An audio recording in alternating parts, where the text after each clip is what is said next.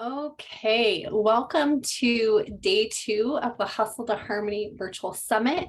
I'm going to give a little recap. So I just want to say thank you to those of you who are live, those of you who are watching live in Facebook. We're streaming live in Facebook and also on Zoom. I will try to keep an eye on the comments in Facebook if you're on there, if you have any questions or comments. If I don't get to them during this, I will come back and get to them at the end. So this is day 2 of the Hustle to Harmony Virtual Summit. If you missed day 1, there will be a recording available in the Facebook group. And then also there's a recording available that will be sent out to your email. So if you missed day 1, we had Tracy Matney, we had Megan Huber, and we had Misty Springer. So all phenomenal presentations of sharing their story of going from hustle to harmony and how they did it. Check out your email. I put in a little recap of kind of like just my favorite little tidbits that they shared. And then today's agenda, I am going to be sharing with you my story of surrendering achievement to be propelled forward by God. And then I'm also going to be sharing with you my ramp up method to help you create rest so that you can ramp up your success. So I'll be sharing more about that at I think we are doing that at 11:15 to 12. So you don't want to miss that. We're going to be doing a couple little exercises throughout there as well. If you are joining live, if you pop in live with us, I will be doing some drawings for giving away a couple like free gifts and things. And then from 12:15 to 1, Jessie Harris Boughton is going to be on sharing her story of going from hustling and broke to freedom and multi 7 figures. Jessie Harris Boughton, you don't want to miss her. She is a former world champion 300 mile per hour race car driver. I think it's 300, not 100. I should clarify that. Bring more about her story. So that is today's agenda. Since we don't typically, we start with introductions of people who are on live. So if you are in the Facebook group and watching us, drop below in the comments below, tell us who you are, what you do, and I will check on that really quick. And then okay, so I'll try and keep an eye on the Facebook group. So if you end up joining us, even if you pop in after this, drop in the comments below who you are, what you do. We'd love to hear about that, why you decided to register for the summit. So I'm going to just get us started. We're going to be a little bit ahead of schedule.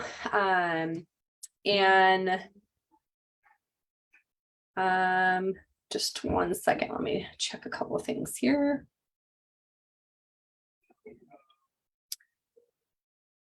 Yes. Okay. Just wanted to make sure that I was looking at the right schedule. Today and yesterday were slightly different with our times.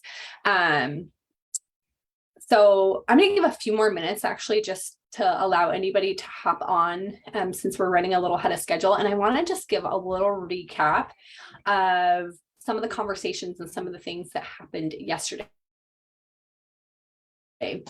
Whitney was our first presentation, and she shared how she went from working 50 plus hours a week and hustling to now working 10 hours a week and homeschooling. So some of the things that she mentioned was automating, delegating, really getting herself into the CEO role. A lot of times entrepreneurs end up stuck in the doing, right? That was kind of a theme of yesterday, whether it was Tracy, whether it was Megan, whether it was Misty, of the doing, trying harder.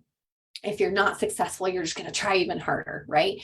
At a certain point, there needs to be a pause. There needs to be a surrender, and trying harder isn't always the answer. And that was kind of the theme of yesterday that I really loved, that kind of came out of each person's story. One of Tracy's quotes that she said too that I loved was, I decided that I get to choose my future.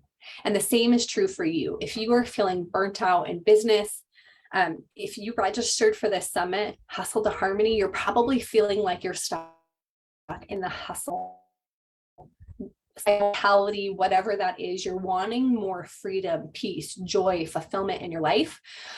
You get to choose that, right? You might need guidance, you might need, but you get to choose that.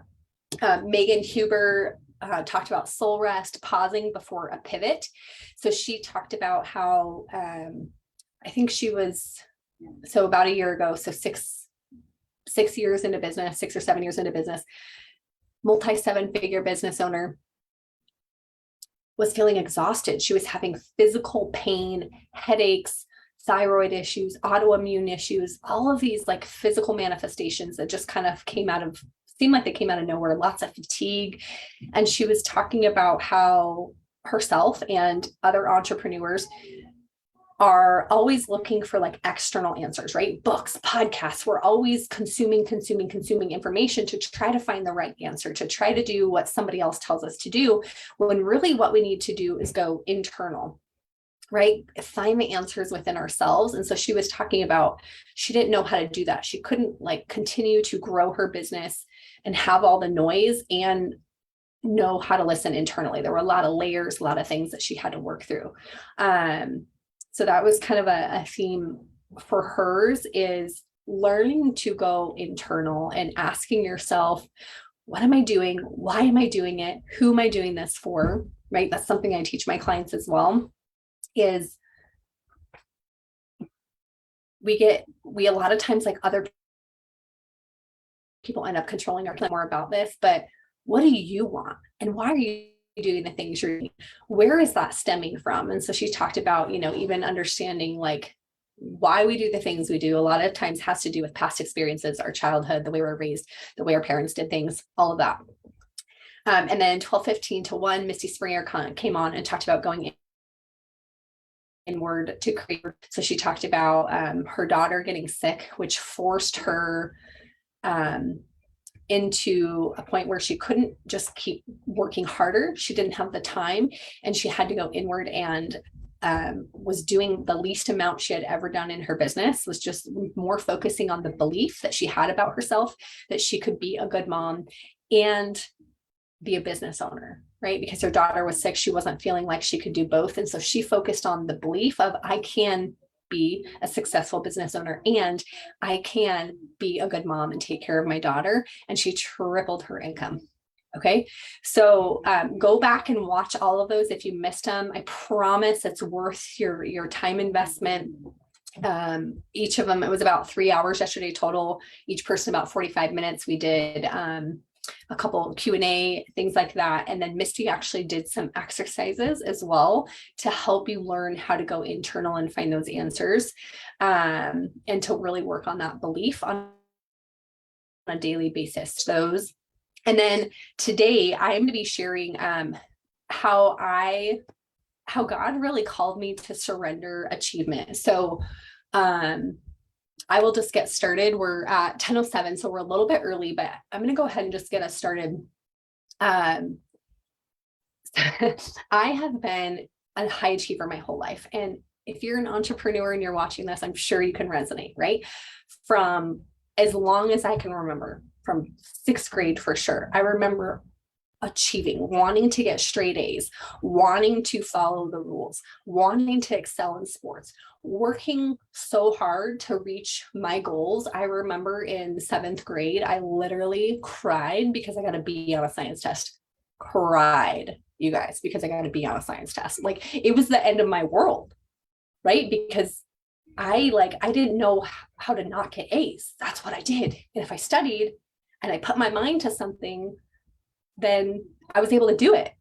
And the fact that and I had studied my butt off for this test, it was like devastating to me, right? That's my life. That's my story. And I'm sure that you can relate to that as well. And so what we do is we take that into entrepreneurship, right? I was used to setting a goal, putting my mind to it, and achieving and accomplishing it. Right. I remember when I was in college, I was taking an anatomy class And this teacher, the professor that I got, she was known for like over 50% of her class was known for flunking her class because it was so hard.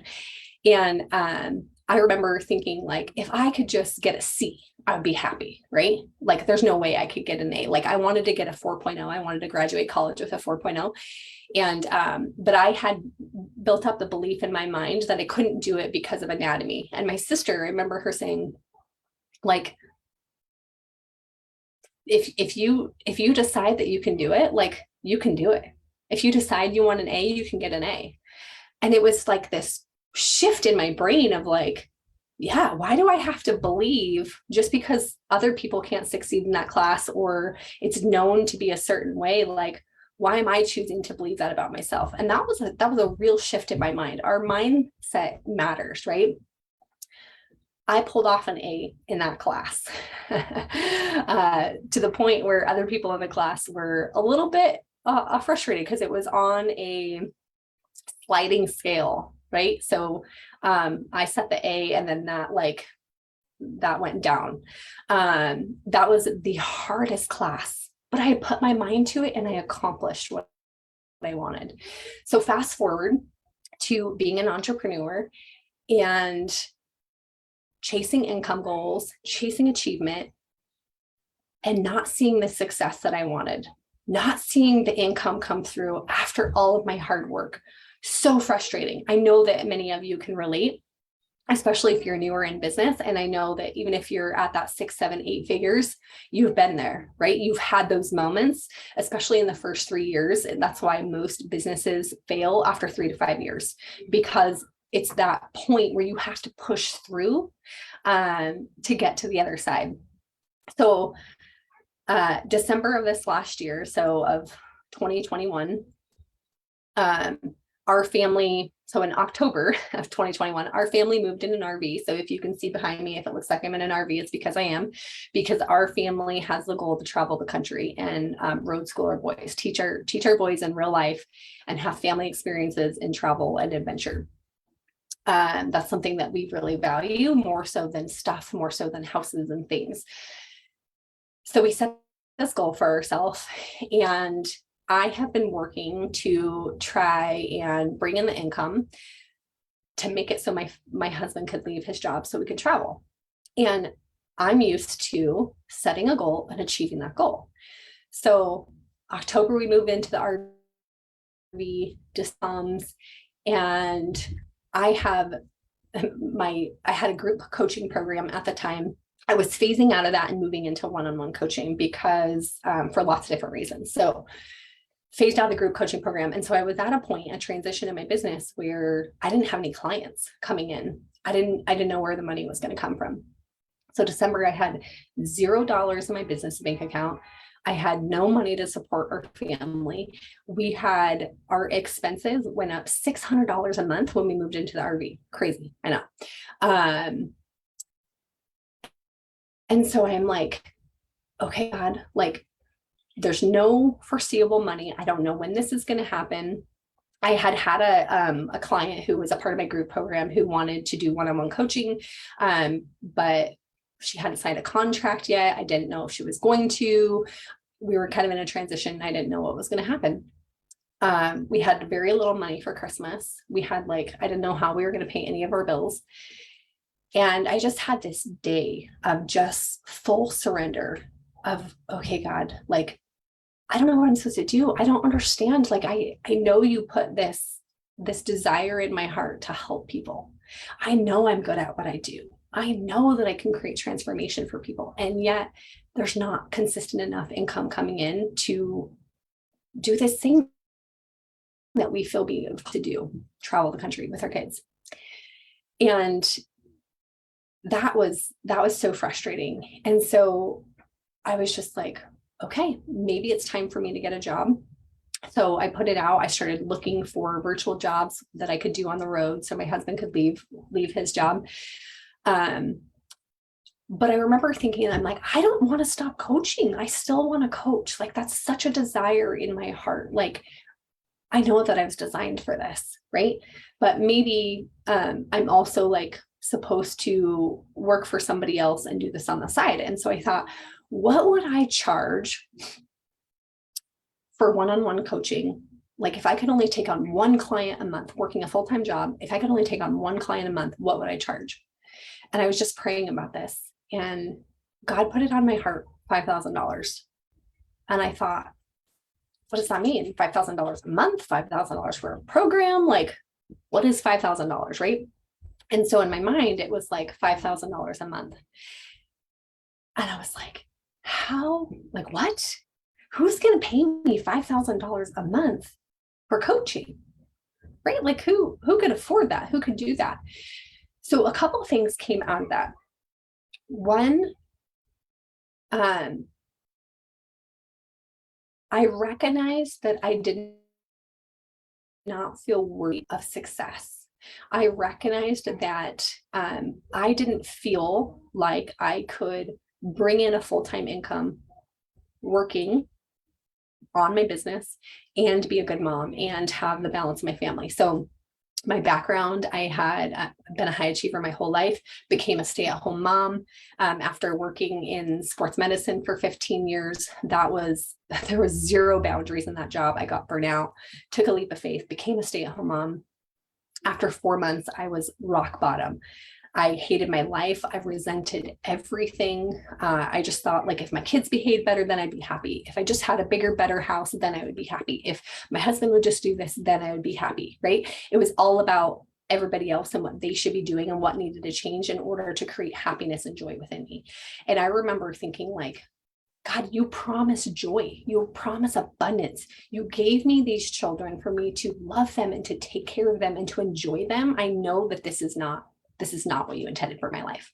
And that set me on a trajectory of personal development, learning what self-care was, learning how to take care of myself so I could take care of other people better.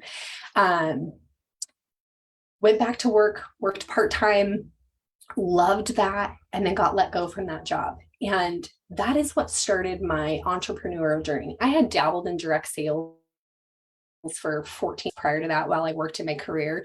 I've always had that entrepreneur mindset. But when I got let go and I could no longer use my my professional background, because in that industry, in the athletic training, sports medicine industry, there isn't a lot of flexibility. It's a lot of nights, weekends, travel, working with teams, being on other people's schedules, being called on Christmas Day by athletes and coaches. Like there were just no boundaries. I couldn't do it anymore.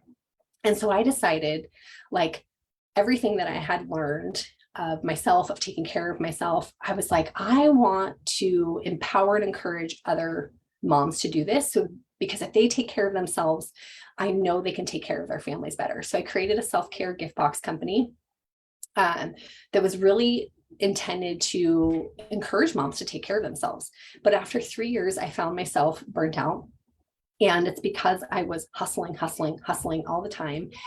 And I was realizing the reason that I wanted to create transformation for people. And the boxes they were helping people, but a lot of times moms weren't cashing in the gift cards for massages. And I realized it was about the mindset. After talking to people, I realized it was the mindset. And my background is sports psychology. Mindset was a huge piece of what we did with athletes to overcome injury, to increase performance. Like that's my background. And I was like, oh my goodness, this is a bigger problem than moms just having the product or service in front of them.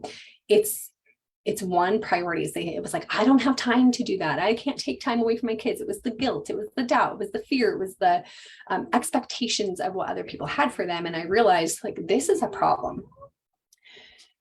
So fast forward, transitioned into coaching, loved coaching, love it.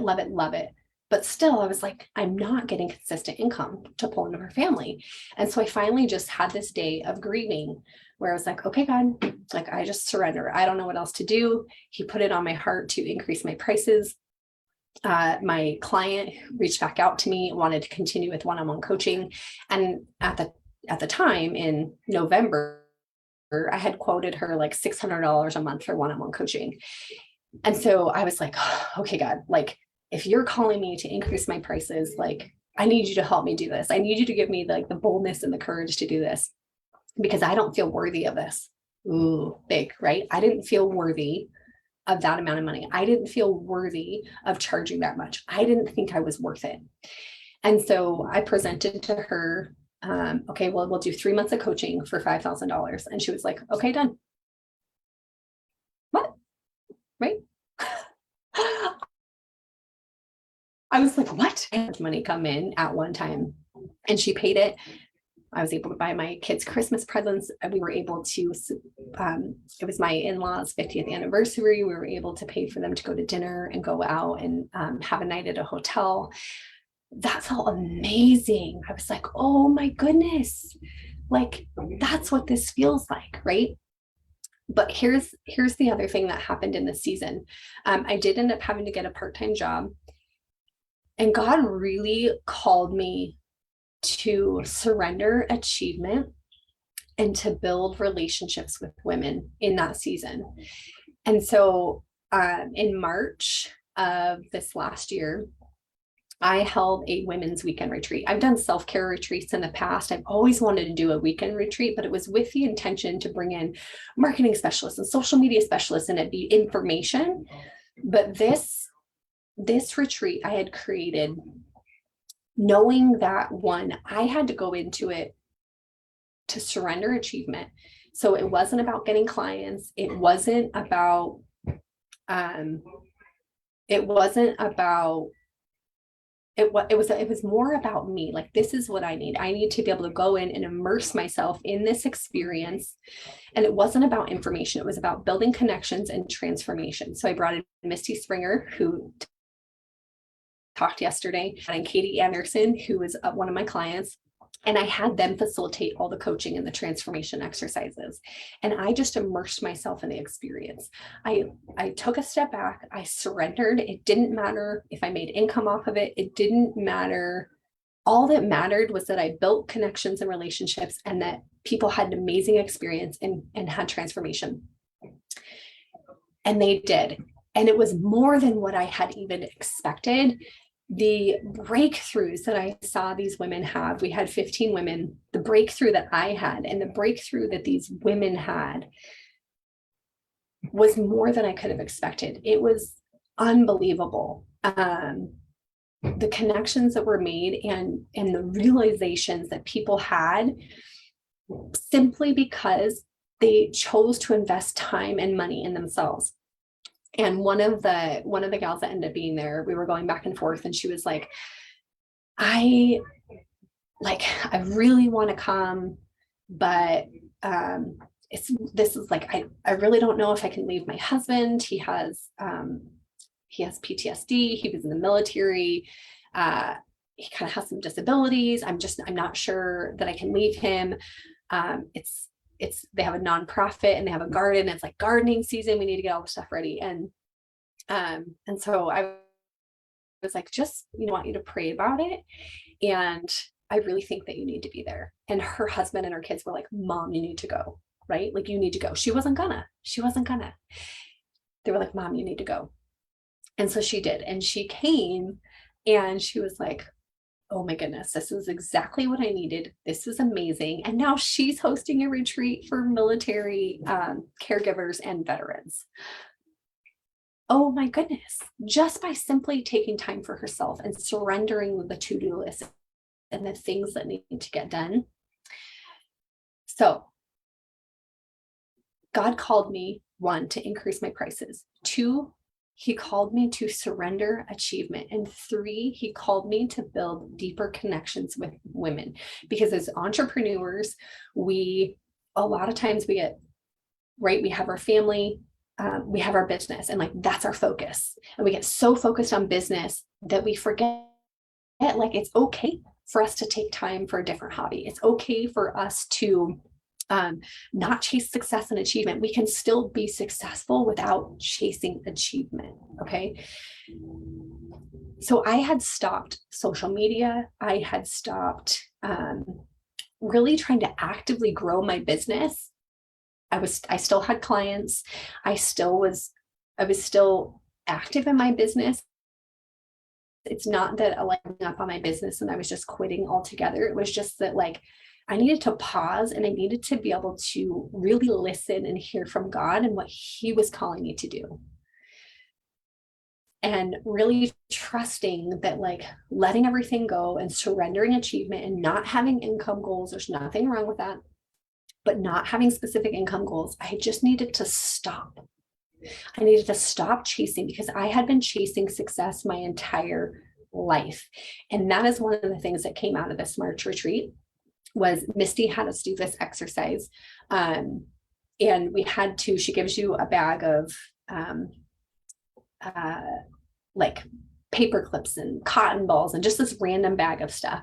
And you have to create something out of it. And so the intention is just to create, right? It's to pull, it's to get us out of our mind, out of the logic, and to just create. And I was like, I'm not creative. I can't do this. I don't know what to create. Well, my mind wanted to create this perfectly formed, balanced circle, right? That's what my brain wanted to do. But my heart said, no, right? Like it's going to be a little bit off kilter. And it was not a perfect circle. It was very off balance. And then you go through with a partner and they ask you questions and you look at what you created from 4 different angles. And there's questions that you ask and it reveals something to you. And what was revealed to me was that I needed to release balance. What? Right? Like I was like, this is what I teach people. I teach people how to have balance in their life, in their business. Like, how can I release balance? It didn't make any sense to me. I didn't understand. Well, what came out of that was deep down, I had a fear that if I became too successful, that my body or that my family was going to suffer. That was a real fear for me that I didn't even know existed. Right? I had just been working so hard to do and achieve. There was so much noise that I couldn't see what the real block to my consistent income was. And it was a limiting belief based off of a past experience. So when I was in 6th grade, my dad started his own business. He had always had an entrepreneur mind. I think that's probably where I get it. Started his own business. After 2 years, there was a lot of stress. He ended up having a nervous breakdown and he developed really unhealthy coping habits. And my family fell apart as I knew it. That is when my achievement started, right? That was around 7th grade when I cried when I got a B on a science test because everything felt out of control. My way to control everything was by achieving. That's what I could control. I could control getting an A. I could study as hard as I wanted. I could control how much I practiced to make the varsity soccer team, right? Those things were in my control. And so I carried that through my life that's how I've controlled my environment, my whole life. And so I had this belief that because my dad started a business and had a nervous breakdown and our family suffered, that same thing was going to happen to me. Okay. That's huge. That is huge. And so I had to work to rewire my brain to change my belief that I could be successful, that I could make a full-time income for my family. I could be the breadwinner. I could be the sole provider and my family would still be fine. And guess what? I went from $0 in my bank account at the beginning of December to I am on track to hit 7 figures in the next 12 months. Because I surrendered achievement, because I took the time to pause and to stop and to allow God to work in me and through me. And I stopped chasing my achievement income goals. And the income is coming more naturally. So what I want you to understand, what I want you to take away from this, if you are in this place of being frustrated, you're not hitting your income goals, you have been an achiever like me your whole life, if you're an entrepreneur, you probably are. I want you to understand the power of surrender. I want you to understand the power of rest and pausing. And I'm going to talk about that in just a second here.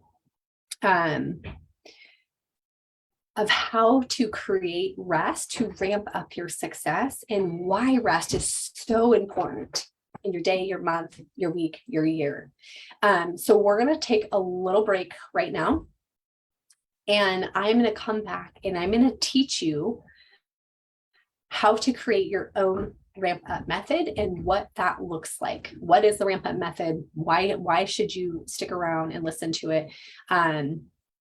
And where it was created from. So stay tuned. We're going to take a short little pause here, and then I will be back and I'm going to be sharing the ramp up method with you. So I'm just going to put up a little image showing that we are on a break. So if anybody pops in, you know that we will be back in just a few minutes.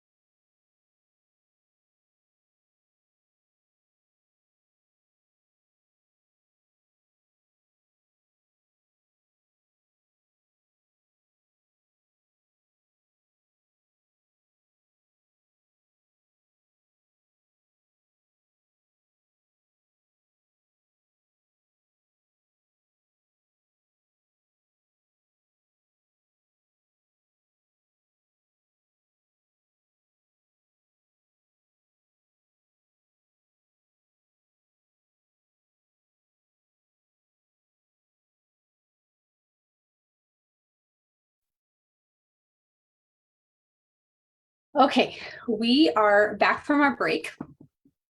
So we're going to do some exercises. We're going to do some little breakout sessions here. And I'm going to give you a couple prompts and we're going to work through a couple exercises before we go into the ramp up method. So what I want you to do is I want you to write down what is one thing that would be life-changing for you in the next year.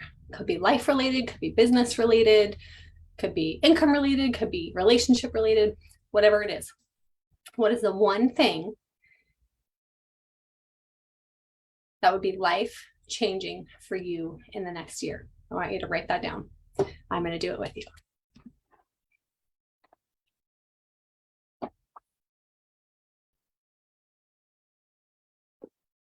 When you're done, I want you to put your answer in the comments, whether you're in Zoom or watching live.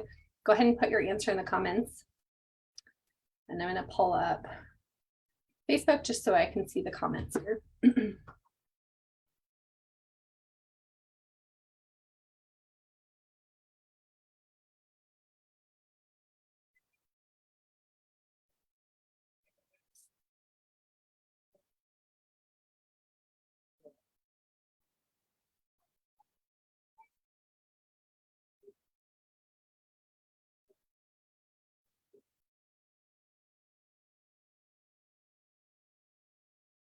Okay. The question was, what is the number one thing in life or business? Number one thing that would change your life in the next year, whether business or life related. Question number 2, what is going to stop you from getting there? So I want you to close your eyes. This is where the mind-body connection becomes really important and learning to go internal for your answers instead of looking for external answers. So close your eyes. What is going to stop you? Take a deep breath. From hitting that life-changing goal in the next year.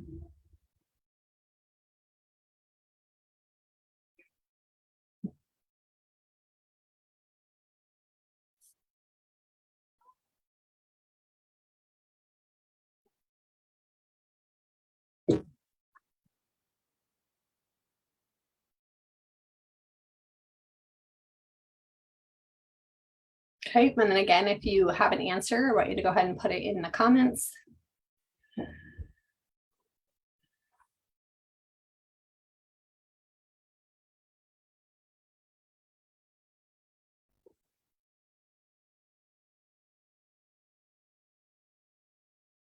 Okay, next exercise, and both of these exercises are really important. This next one is really important when it comes to the ramp up method. So I want you to close your eyes. I want you to take a deep breath in, exhale it out. And I want you to ask yourself, what is the number one stressor in your life or your business right now? Only one. It's either life related or it's business related. You're going to end up with one answer. So again, take a deep breath in, exhale it out. What is the number one thing that is creating stress in your life or your business right now?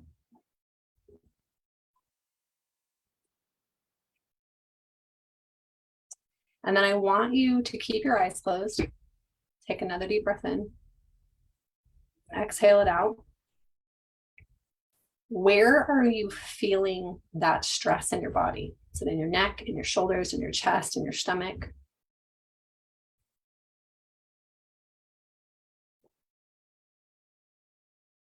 Take another deep breath in. Exhale it out. And I want you to open your eyes.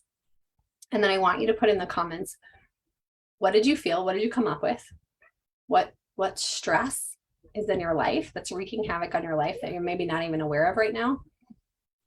And how is that presenting itself in your body? We talked about this, that your brain, your triggers, your external factors are creating pain in your body. Misty talked about that. Pay attention inside. We have to start to pay attention. We have to start to learn that awareness, the self-awareness Megan talked about, in order to learn how to go internal for answers. So I will tell you, for me, stress usually presents as in my stomach, tightening. It presents as anxiety in my chest and my shoulders. I get a lot of pain in my neck when something is off or out of alignment, when I'm trying to force that forced effort versus inspired action shows up in my neck a lot of times. But if I'm just doing, I'm not able to pay attention to that and how my body is speaking to me, right? So this exercise is really powerful. This is kind of the foundation of the R.A.M.P method, which I'm going to talk about here in just a second. So the reason that I created the R.A.M.P method is because of, one, my own experiences, two, my professional background, and three, what I'm seeing in the entrepreneurial space, especially for female entrepreneurs. Okay, so it's 11:06. We were going to start this at 11:15. But I'm going to go ahead and start it since we're running a little bit early today. And I have a PowerPoint that I'm going to kind of pop in and out of, but I'm mostly just going to talk to you. PowerPoints kind of like distract me sometimes, but they can also be helpful for like imagery and things like that. So the R.A.M.P method, what is it? Why did it create it? How can it help you in your life? So what I am seeing and what I'm hearing and what I experienced for myself is the burnout in the entrepreneurial space. So for me, I mentioned in my story that I started a gift box company, and to launch that gift box company, I started a Kickstarter campaign. It was a 45-day campaign. I worked my butt off for 45 days straight with no rest besides sleep. And there was very little of that going on, right? I was just go, go, go. I was living in stress and anxiety the whole time. And by the end of that 45 days, my campaign got funded. But you know what? It didn't get funded until literally the last couple of hours, until the last day, when I was finally like, okay, there's nothing else I could do. This is in your hands, God. I surrender it to you. There's nothing else I can do. I was $7,000 away from my goal. And I surrendered. I was like, there's nothing else I can do. I surrendered it. And the campaign was funded 100% because of God. I believe that with all of my heart. Okay. I was doing, wasn't getting very far. As soon as I surrendered, boom, it happened. Right. There is so much power in surrender. So I was burnt out at the end of that 45 days, to the point where I couldn't even like celebrate. Like I was happy it got funded, but I didn't have the like joy that I thought I would have, or the like elation that I thought I was just freaking exhausted. And that carried through the next 3 years of just feeling kind of burnt out and fatigued and like wanting to grow this business, but lacking motivation at the same time. I had a lot on my plate, right? I was a stay-at-home mom. I had toddlers in tow. I was also working part-time. I was trying to grow a business. There were a lot of moving parts. And I recognized in that season that like, oh my goodness, this is what I saw happen in the sports world. So my background, I mentioned I was an athletic trainer for 15 years. I have a master's degree in sports psychology.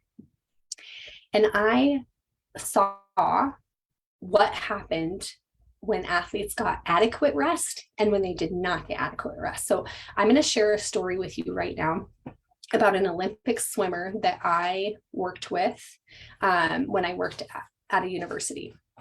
So this swimmer, he had made the decision when he was 16 years old that he wanted to be an Olympic gold medalist as a swimmer.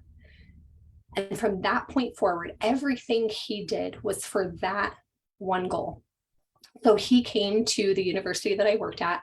He chose that university. It was actually a Division III university. He could have gone to any Division I university. He chose this one because their swim program and their training was phenomenal. And they were number one in their conference every single year, especially in the men's division. And so he chose this university. So I came in his sophomore year, and by that time he had already been training. He made the decision when he was 16. He was 22. He was actually a little bit older than like typical college age. He came in a little bit later because he was from South Africa. And he was already like, had a lot of chronic injury, was already feeling exhausted. He would come in and be like, Sheree, I can't keep up with these young kids. Like, I'm just so tired. This training is so intense, right? But he was still like knocking his competition out of the park. Like, even if somebody got close to him his sophomore, junior year, it was like you always knew he was going to pull it out. He just had that mindset that he was going to win his races and his competition, that he was going to be a gold medalist no matter what. And his training, his nutrition, everything. This guy had his self-care down to a T. The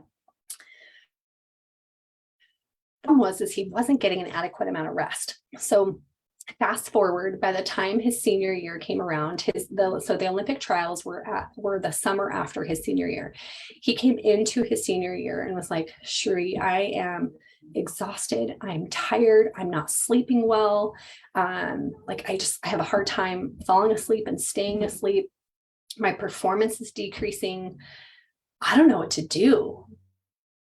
Like, and we were like, okay, let's like assess and look big picture. What's going on? Like, what are the supplements you're taking? What are your routines?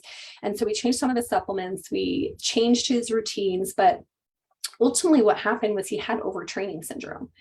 And overtraining syndrome is basically the equivalent in the entrepreneurial space. So overtraining syndrome happens in not as much in pro athletes, because a lot of times their training is done very well. But because he had a university team and then he had like an Olympic team, he didn't have somebody that was looking at kind of the big picture and helping him create a training program over a long period of time. And had his results would have been very different. So senior year comes, we changed some stuff up. And his junior year, I was actually pregnant. He was like, Sheree, he's preparing for the Olympic trials. Sheree, like, will you come with me? Like, I will bring you to Dubai with me. Will you just come with me? Like, I need you there. Because he had a lot of injury. And so it was a lot of work to keep his body functioning at high performance. And I was like, gonna have a newborn baby. I don't think that's gonna, he's like, you bring the baby, bring the husband, like, I'll just pay for you to come. Right. And he also would joke, like, if I win an Olympic gold medal, will you name your child after me? And I was like, maybe the middle name, right? Like, I was hesitant to make that promise to him because I had no question he could get an Olympic gold medal. He had the mindset, he had the training, he had the passion, he had the skill set. No doubt that he could have gotten a gold medal.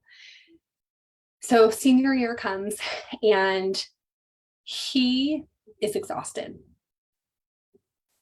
He's still winning his races, but they're close. And it's not like the competition changed. It's not like there was a new competition that was better than him. The competition was the same. And sometimes he was barely pulling out the races. Sometimes he lost a couple of his races, which was like unlike him. I don't know. I don't think he had ever lost a race prior to his senior year. And his body was just tired. It was exhausted. It was fatigued. There was no new competition.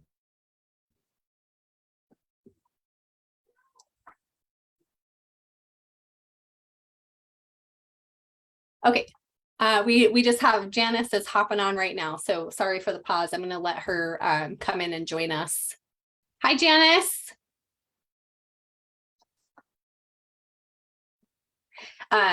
Okay, Janice, I was right in the middle of talking about an Olympic swimmer. I'm just getting ready to talk about the ramp up method and how you can create rest to ramp up your success. So if you're live with us, feel free to turn your video on. You can keep it off if you want to, that's totally fine. So I was just talking about an Olympic swimmer that I used to work with when I was an athletic trainer. So I was an athletic trainer for 15 years, have a master's degree in sports psychology, was working at the university level. And one of the swimmers there was, his goal was to be an Olympic gold medalist in swimming. And so He came his senior year and was in overtraining syndrome, which was the equivalent of burnout in the entrepreneur space. So I'm talking about where the ramp up method came from, why rest is important as entrepreneurs. So just to catch you up to speed. So senior year comes. Hello. Hello. How are you? I'm resting, just like we talked about. I just got finished with an event and I have a couple of hours. So Okay, perfect. Yes, welcome. So I was just explaining about this Olympic swimmer. So senior year comes, he's burnt out, his body's tired, he's exhausted, and he finishes out the year. They were still number one in their conference. He still won most of his races, went on to the Division III championship, won that national title, and then Olympic trials were in the summer, so a couple months later. And at that point, he was like, Cherie, he went from like, Cherie, will you name your child after me if I win an Olympic gold medal, to Cherie, I don't know if I can do this. Like, I'm just tired. I'm gonna try it. I've been training my whole life for this. I'm gonna do it. But I'm done after this. If I don't make it, I'm done. And so he already knew kind of in his mind, it wasn't that he didn't think he was capable. It was that his body was so tired and fatigued. He just didn't have it in him anymore. So Olympic trials come and he tries out and he misses the mark by like 0.08 seconds, like literally like the touch of a hand. It was just not close enough. And had his training been done differently, had it been ramped up the right way, I have no doubt that he would have gotten a gold medal, or at least a medal, right? He definitely would have made the Olympic team. Like, there's no reason he should not have made the Olympic team. This guy was phenomenal. But his training, so what was happening was, in sports, there's 4 different seasons. There's an off season, a preseason, an in season, and a post or a peak season. So the off season is where it's very intentional rest time. There's no organized sports. There's a lot of cross training going on. Kids are having fun. Maybe they're, if you're a basketball player, maybe you're doing pickup basketball. Like, swimmers, they're still in the water, but it's not about competition. It's not about organization. It's just about keeping up your skill set, right? So it's active rest. Your preseason is when you are building up the technical skills, right? They're building up the technical skill, laying the foundation for competition. And then in season is when you are playing in your conference, your competition. It's more about mindset in that particular season. You built the skills, you built the foundation, and then peak and post season, that is where it's at, right? That's the whole goal of athletics, is winning. Usually a national title, Olympic gold medal, whatever it is that they're chasing after. Same in entrepreneurship, right? We are always chasing some sort of income goal or achievement or status or something. That entrepreneurs and athletes are so similar. And this is what I realized from my professional background and then becoming an entrepreneur, is I was like, oh man, this is so similar. We're all higher performance achievers. We're all going after something, right? And I also started to notice the same patterns in the burnout in entrepreneurs that was happening in athletes. So what was happening is, when he should have had an off season in the summertime, he was training with the Olympic team. So he ended up training at the same intensity and frequency all year long. And on top of that, he was also going to school. So he wasn't getting physical rest and he was not getting mental rest. The only time he was getting rest is when he was sleeping. Sleep is super important. We know that, right? But like, rest is more than sleep. So hindsight 2020, had we changed his program and we would have looked big picture, and he would have had somebody to come alongside him and said, okay, we are going to create a training plan. This is your goal, your peak, your absolute top performance when you are going to peak is for the Olympic trials, and then reverse engineer and go backwards, right? Well, that didn't happen. And what the other thing that I saw with this specific swim team is the freshmen and the sophomores were coming in at the same intensity level as the juniors and seniors. So what was happening is the sophomores were peaking their sophomore year. Their peak performance was their sophomore year. And by the time their junior and senior year came around, their performance started to decrease because their body were exhausted and tired because their training wasn't done the right way. And so that's where I came up with the ramp up method, is to, when training is done the right way. So in my master's degree, I actually created a training program for a Olympic duathlete, which is they run and they swim.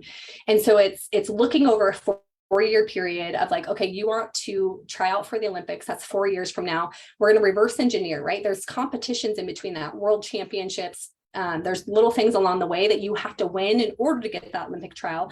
And so there's lots of little cycles in between that where you're peaking, right? But the ultimate peak is at the end. So in entrepreneurship, what's happening is the first 3 to 5 years, entrepreneurs, it's head down, focused on the income goal, focused on the strategy, right? We're so focused on the do that we forget to stop and pause and be like, oh, we need to rest, and rest is okay. And it's okay for me to have a hobby and joy outside of business.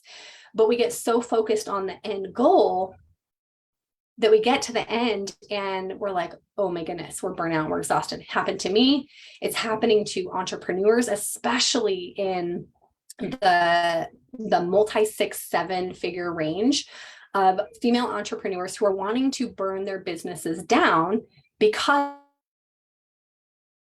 they've been in the hustle for, they don't know how to do it any different, because that's how culture and society teaches us. Is we get patted on the back when we get straight A's, we get patted on the back when we get degrees, we get patted on the back when, you know, we're the best of the best in athletics. And there's nothing wrong with that. We're made to perform, we are made to create and to accomplish. There's nothing wrong with that. What's wrong is when there's not an adequate amount of rest in between, right? So that's what happened with this Olympic swimmer. So his whole life was for this one goal of getting an Olympic gold medal. And he didn't even get it because he went too hard, too fast, and it wasn't done the right way. So that's where I created this ramp up method. I was seeing the same thing in the entrepreneurial space happen to me, has happened to other people. And so I created the ramp up method. And so I am going to pull up a PowerPoint here, and I'm going to show you guys, I'm going to explain the ramp up method and what this is and how it works and how you can apply it to your life and your business. This is not a cookie cutter method. This is designed to help you for your life and business goals, right? And Megan Huber talked about this yesterday. If you missed that, you can go back and watch the recording. But she was saying she found in this place, right, of like, I'm exhausted, I'm fatigued, I'm having all of these health issues, like what is happening? And she just had to pause. But she didn't know how to go internal. She didn't know how to go internal to find the answers because there was so much noise. There were so many layers. She didn't even know what she was being driven by or what she was doing or why she was doing it. And so that's what the ramp up method is designed, is to help you to be intentional in every season, right? To create seasons and create work-life balance, but still be able to have the success and not sacrifice your profits. So the ramp up method, let me share my screen here.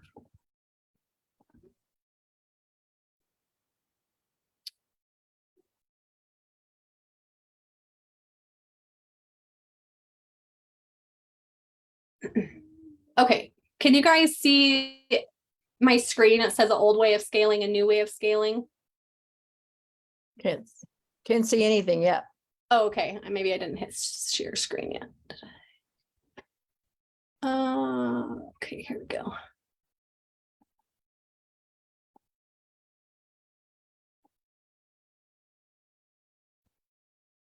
Okay, how about now? Yes. Okay, perfect. So currently in the entrepreneurial space, what's happening is business activity and the intensity is pretty much the same all year long, right? So you're kind of at this high performance level. Maybe you're having some rest time within your day, within your week, maybe you're taking vacations, right? There's little dips, there's little times of rest, but for the most part, it's the same amount of business activity and intensity all year long.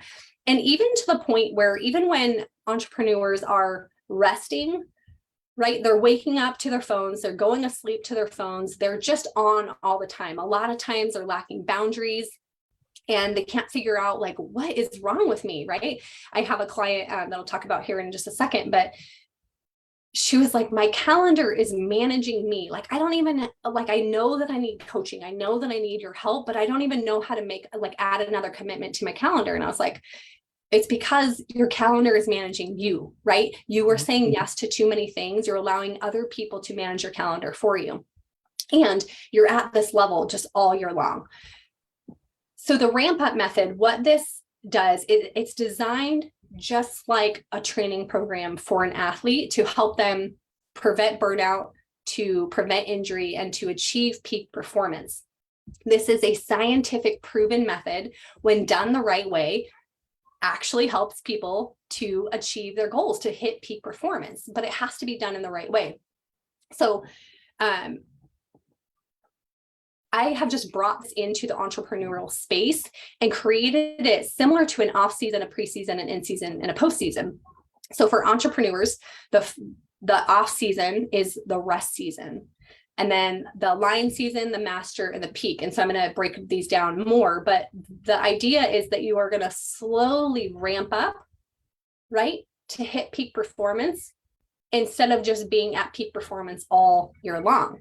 And the reason that that doesn't work is because your body was not designed to be in peak performance 24/7, 365, whether you're a male or a female, but this is especially for females. We have a 28-day cycle. We are not designed to be in peak performance, and women are living their lives trying to be in peak all month long. And that's, your cycle is not allowed for that. So then there's this frustration of wondering, like, why do I have this motivation one day and then the next day I'm like exhausted and I can't think, right? We're fighting against our natural biology.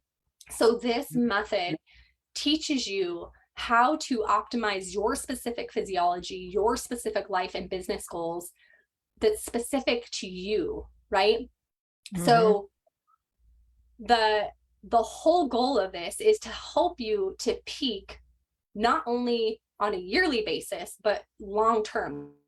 Like 20 years from now, let's say you want to have a $1 billion, $1 million company.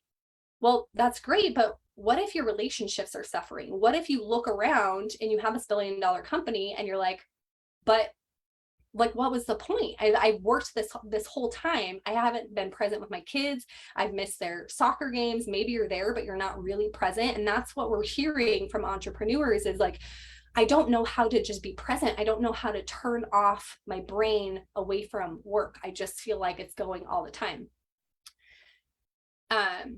So this specific method is designed from a female physiology perspective, from a sports psychology perspective, faith integrated, and a mind-body connection approach. So these pictures, this is me. This is the university that I worked at. This is my firstborn. I was burnt out as an athletic trainer. There were zero boundaries as an athletic trainer. I got calls on Christmas Day from athletes, from coaches. Like, there was never an off time. And then fast forward, I decided to become a stay-at-home mom. I left that. And again, I had no boundaries. I had no boundaries for myself. I just felt like I was going through the motions, and I ended up resenting my life. I resented my kids. I hated being a stay-at-home mom. That led me into like, okay, something has to change. And right now I'm expecting external factors. I'm expecting my kids to behave better so I can be happy. I'm expecting my husband to do different things so I can be happy. I'm expecting if I had a house or better material things, I would be happy. I was expecting external things to provide my happiness and my joy. And I realized that that was not working. And the same thing is happening for entrepreneurs. And I'm seeing this is like, we think that the income goal, hitting a certain level or income, or if I just hit, 7 figures or 8 figures, then I'll be happy. No, joy, business provides opportunities to bring joy and happiness, but joy is internal and it has to be intentional. So right here, this was the start of my business 6 years ago. At the time, I had started a gift box company. I had a Kickstarter campaign. I was on the news. I was in the newspaper. So you see this girl right here smiling, right? I was really proud of what I had done, but I was also exhausted. I was tired. I was burnt out at the end of that 45-day campaign. And then I was burnt out for the next 2 years. And so that's when I realized like something has to change. We have to do something different. I have this knowledge. I know that this works in the athletic world. So why are we not bringing this into the entrepreneurial world?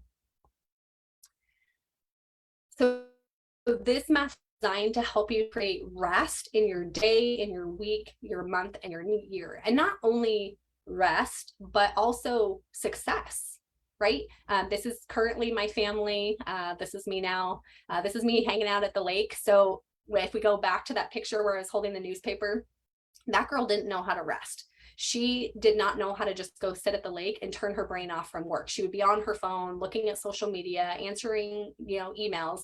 This girl right here with the Hello Sunshine hat, that's actually me. That is me fully immersed in the present moment of just sitting and enjoying the water, right? But this doesn't just come naturally. This is something either somebody helps you do or you have to learn how to do. So I'm going to break down the phase for you. So the rest phase is equivalent to the off season in sports. This is where your family, your friends, your relationships are going to be your biggest priorities.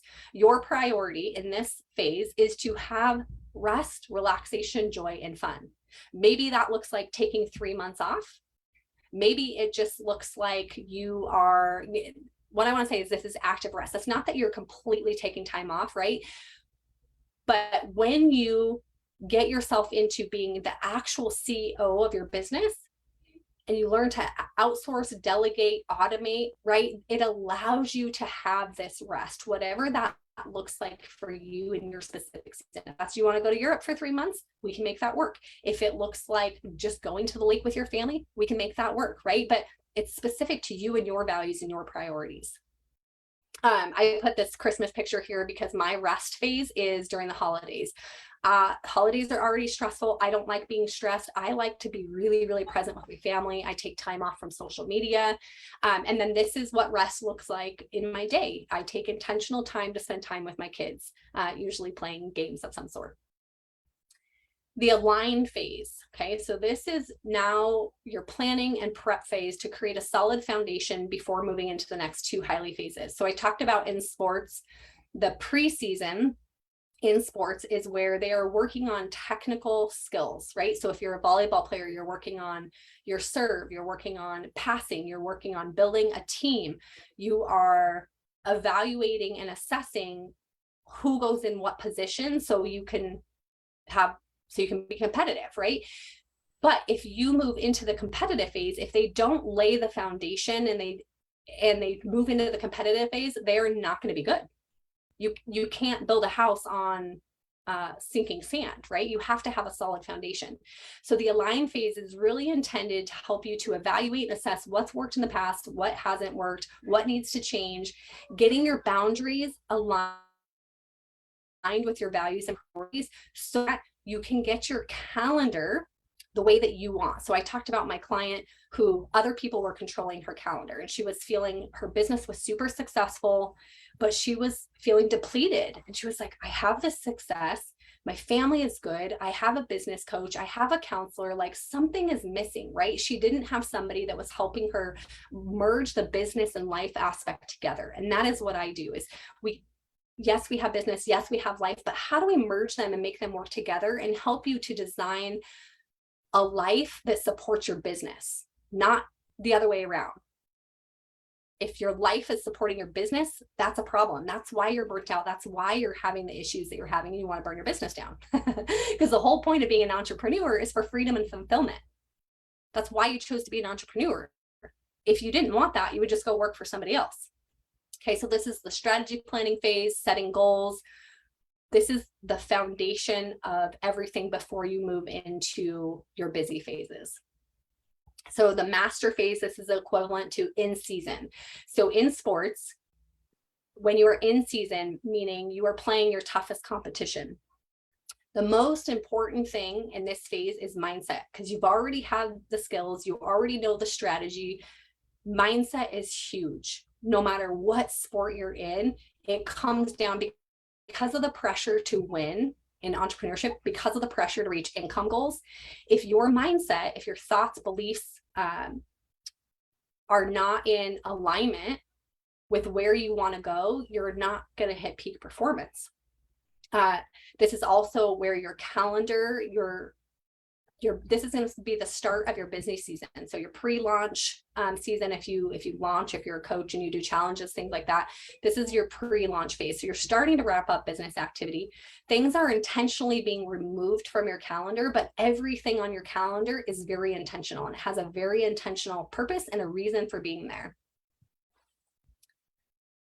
So the peak phase, this is what it's all about, right? This is the gold medal. This is how we get to the gold medal. This is how we achieve our income goals, long-term, short-term, is the peak phase. This is the growth phase of your business. So family and friends might be less of a priority, but it doesn't mean they're not still going to be a priority. You're still going to prioritize them in your day, in your week, in your month, in your year, but your business is your main focus. And here's one of the biggest things that we're seeing in the entrepreneur space right now is issues with marriages and or not being able to be present with kids. Tracy Matney, who spoke yesterday, talked about my marriage was suffering. I had to hire a coach and somebody to come in to help us figure out how to manage this, how to make all of this work. And she is not the only one. This is so common that we're hearing that relationships, especially marriages, are suffering because females are getting so focused on the end goal, right? The end goal is like the money to provide for our family so we can have a better life. But it's like, you can't wait. There's no waiting. You have to create that intention throughout your day, your week, your month, and your year. And people are so overwhelmed by their to-do lists that they don't know how to prioritize it in. Same thing for God, right? Like a lot of times I hear people, I don't have time. I was that girl. I don't have time to sit down and pray. I don't have time to sit down and like be quiet or learn how to like hear my own thoughts. I didn't know what that meant. I didn't know how to do that because there was so much noise, so much to do all the time because I was being controlled by other people's expectations and external factors, right? This is to teach you like, what do you want and what matters to you and how do we help you have a successful business while still being present for the things that matter most to you, right? Mm-hmm. So this is the growth phase, the launch phase of your business. Very income generation focused. It doesn't mean that you're not going to have income coming in throughout the year. It doesn't mean you're not going to be doing stuff throughout the year, but this is the income. This is where we're going to create the most income so that you are set up to go back through the phase of having a rest phase, right? Okay. When you are constantly advertising and promoting and trying to grow all the time, it actually is decreasing your performance. And we saw the same thing in the Olympic swimmer. So if you are a speaker, this would generally be your speaking season, your busiest season of the year. If you have a brick and mortar, this can work for you as well. It's going to look a little bit different. Brick and mortar typically work off of quarters. Their goals are based off of quarters, but it doesn't mean that you can't still make this work for you. I actually my talking about we're working on this for them right now. They have an insurance agency, and she was like, our whole team is just feeling burnt out, right? Like we've got to figure out a different way. We can't keep this all the time. Like we need some rest time. So this is completely customizable for your business, for your life. It does not matter what type of business you have. This can work for you. It just might look different. Any questions on those phases before we continue on? Yeah, I mean, I think I'm understanding. I am a dyslexic therapist, but I'm also a team leader with a book company, children's book company. So my understanding is, this is our peak season, or either it's our, master season because it's September going up to November might be more of the peak. I don't know. But yeah, it's like, would you say family kind of takes a back seat, but still at the same token, it's not forever. You don't continue that pace forever. Yes, exactly. It'll slow down a little bit. Yeah. And that's that's a problem right now. And I was actually in direct sales, and it's always, whether it's direct sales or having your own business, whatever it is, even as an employee, like this can happen, right? But there's never an intentional slow down period. It's like, I'm going to work at this intensity all year long, so eventually I can have a slow down period. So eventually I can retire and enjoy my life. Like, wait a minute, like, not wait to enjoy your life. Like, let's enjoy it right now.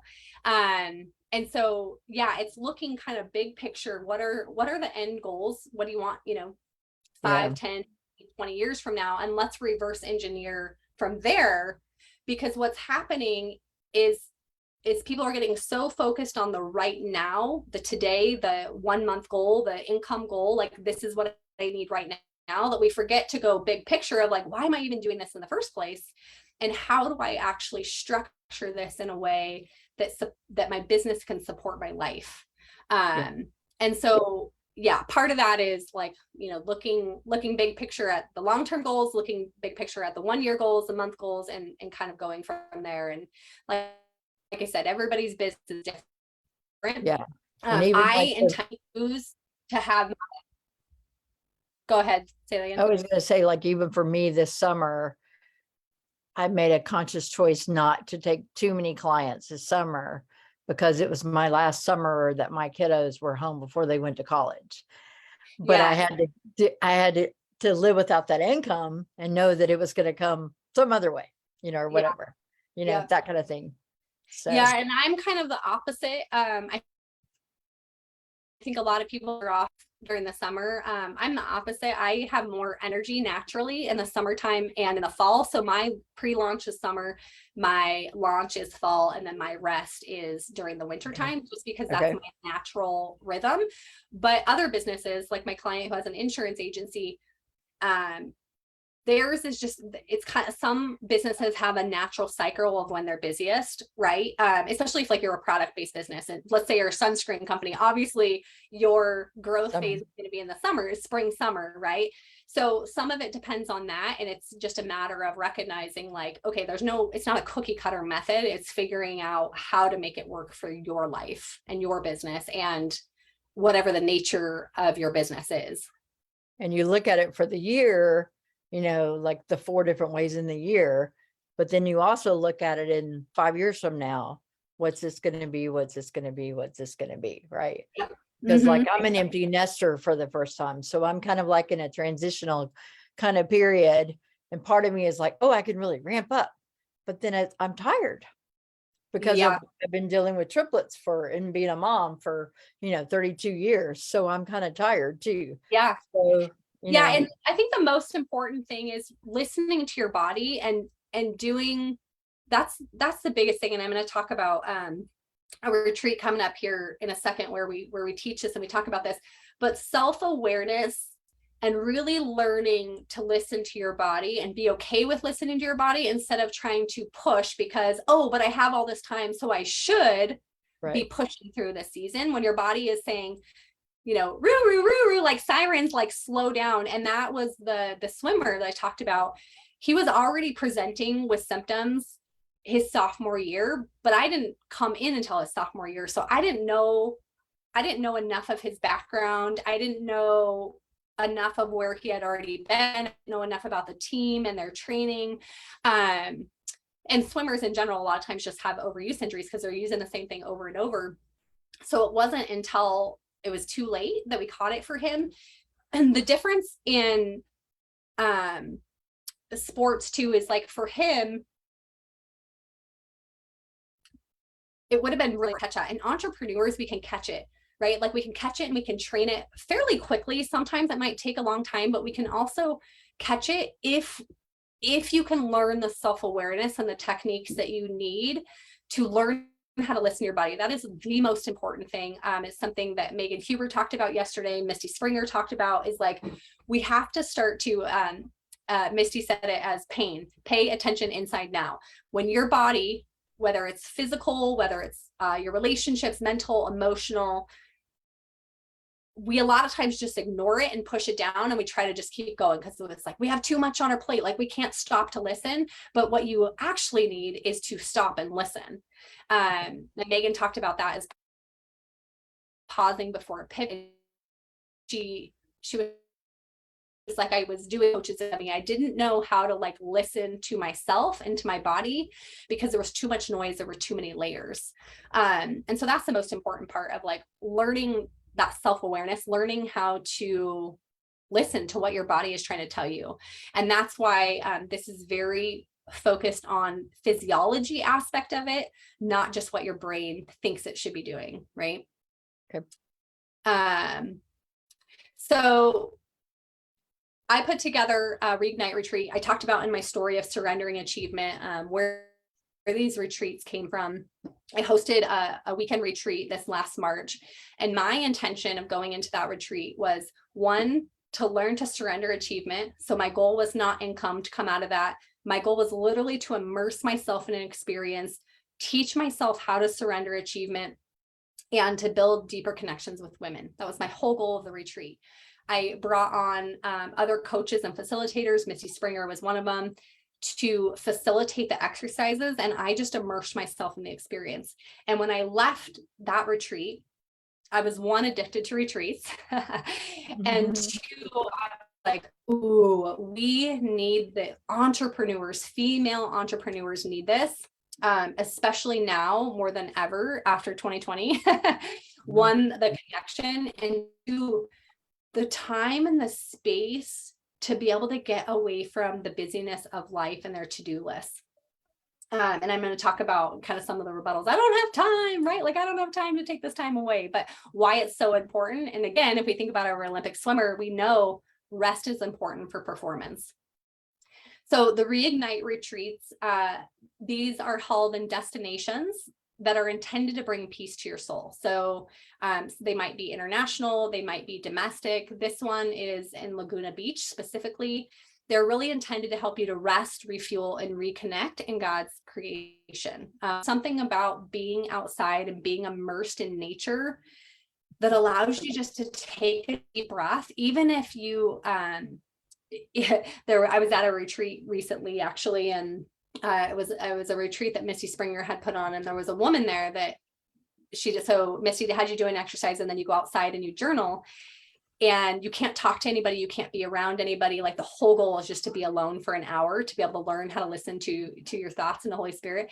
And this woman was like, I don't know how to do that. Like, I don't think I can do that.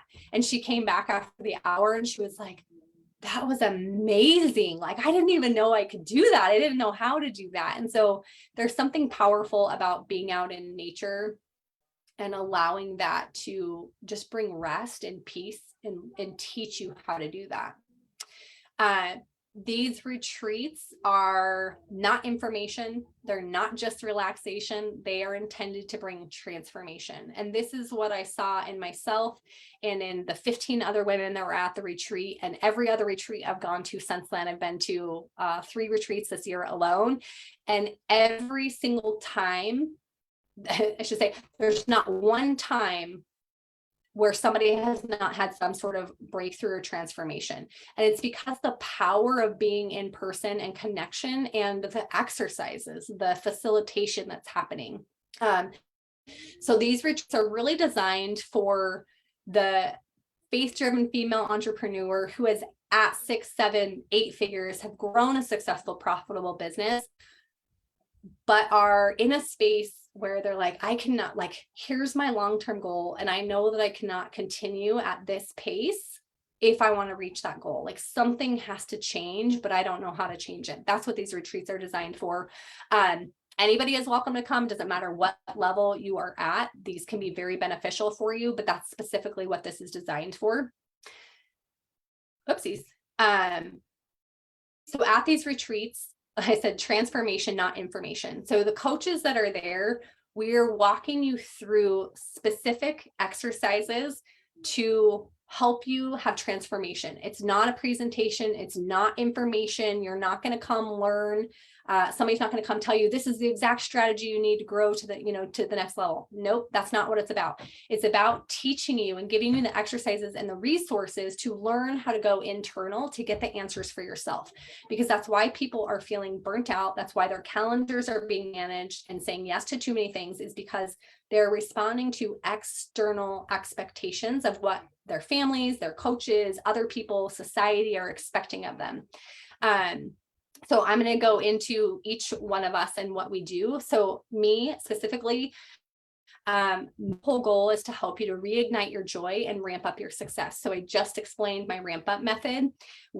During this retreat, we were going to help you to create your own ramp up method.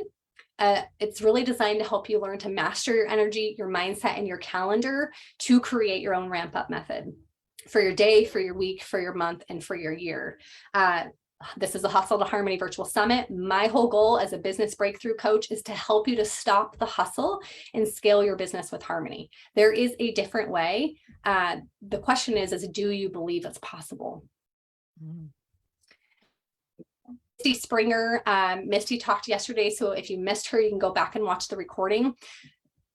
In Misty's talk yesterday, she talked about how she was a doer. She was so used to doing. And then her daughter got sick. She was away at college. And all of a sudden she couldn't do.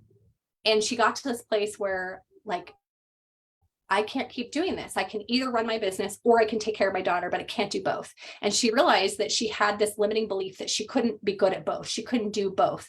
And so she stopped focusing on the doing and focused on the belief of I can be a successful business owner and I can also be a great mom. She worked the least amount in her business that she had ever done, and she tripled her revenue. What Misty does is she brings in her mental health. She was a mental health therapist. She's a life coach. She helps women to discover and break through the self-sabotage and limiting beliefs, keeping them from having the true freedom and fulfillment. And that comes from, again, not somebody telling you what to do or what that looks like, but helping you to learn how to listen to your body and have that self-awareness and get the answers from within instead of outside. And I should say, Misty Springer, she has helped hundreds of women through retreats. She hosts her own retreats. She does my retreats. Her specialty is helping women to have breakthrough and transformation through retreats. I have seen her do it with 30 women in just the two more than probably 45 women in just the two retreats that I've been to. The one she came to of mine, I went to hers. I've been to several of her workshops. She is amazingly gifted at what she does. And just her alone, like if you could just have her alone at a retreat, it would be well worth the investment. Jessie Harris Boughton, she's actually going to be talking next here at 12:15. She'll be on live with us, but Jessie was a world champion 300-mile-per-hour race car driver. And not only does she have one multi-seven-figure business, but she has two. She owns a PT business with her husband, and she also has a coaching business. She helped her husband build his dream, built that PT business up to a 7-figure business, but she was not fulfilled in it. The money was not the answer. The money was not the fulfillment. And so she was like, I have to do something for me, right? Something that fulfills me, because the money wasn't doing it. She had the beautiful house. She had beautiful children. She had a happy marriage. She had all the things, right? But she was not feeling fulfilled in that. And she is going to be teaching you the mindset and the focus techniques that she used to become a world champion race car. Can you imagine being in a race car and like that is all mental, right? Yes, there's physical, but that is all mental. And so she is going to be helping you become the woman of your next level, because we get so stuck. Sorry, what was that? I was going to say, when I saw the presentation, I read about her in the presentation. Yes. That's one of the reasons I signed up for it. But I have a daughter who wants to play soccer professionally, and I know it's all mental, but I want her to hear her presentation, Yeah, so, all mental. And I Mhm. can tell you, actually, even so, my background was sports psychology, Uh-huh. there, I wasn't a sports psychologist, but I have a master's degree in sports psychology. It's all about the, so if you have a baseball player, especially a pitcher, it's all mental. They have to do visualization. They have to learn how to tune out the noise. You have a basketball player, they're in the national championship, right? It's the down to the last free throw. If they are focused on, I can't miss this, they're going to miss the shot. Right. But if they focus on channel, right, to tune out the noise, the crowd, and they focus on, okay, I'm going to get my position right, I'm going to have the right technique, and I'm going to focus on what I can and what I can control, that is where the power is. And so it's getting, and even the Olympic swimmer, he had already decided at age 16 that he was going to be an Olympic gold medalist. He had the mindset, he had the motivation, he didn't have the right amount of rest. And Right. so Jesse is going to help you become the woman of your next level. So if you have a goal of becoming a 7-figure, 8-figure billionaire, whatever your goal is, you have to get there mentally, and then everything else will follow. If you're only ever focused on the strategy, but you don't have the mindset to go with it, you're not going to get there. Right. Right. And I think we forget that, especially when we're new to business, how important that really is.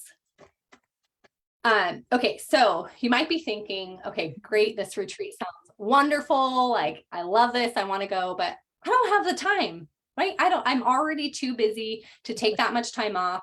I don't even know if it's going to help me. My family and team need me. I don't know how I'm going to step away. This is Lisa LeBlanc. This is my client that I've been talking about, who owns Northtown Insurance. She literally texted me. She had actually signed up for one of my retreats. It was just an evening little mini retreat, and she didn't show up.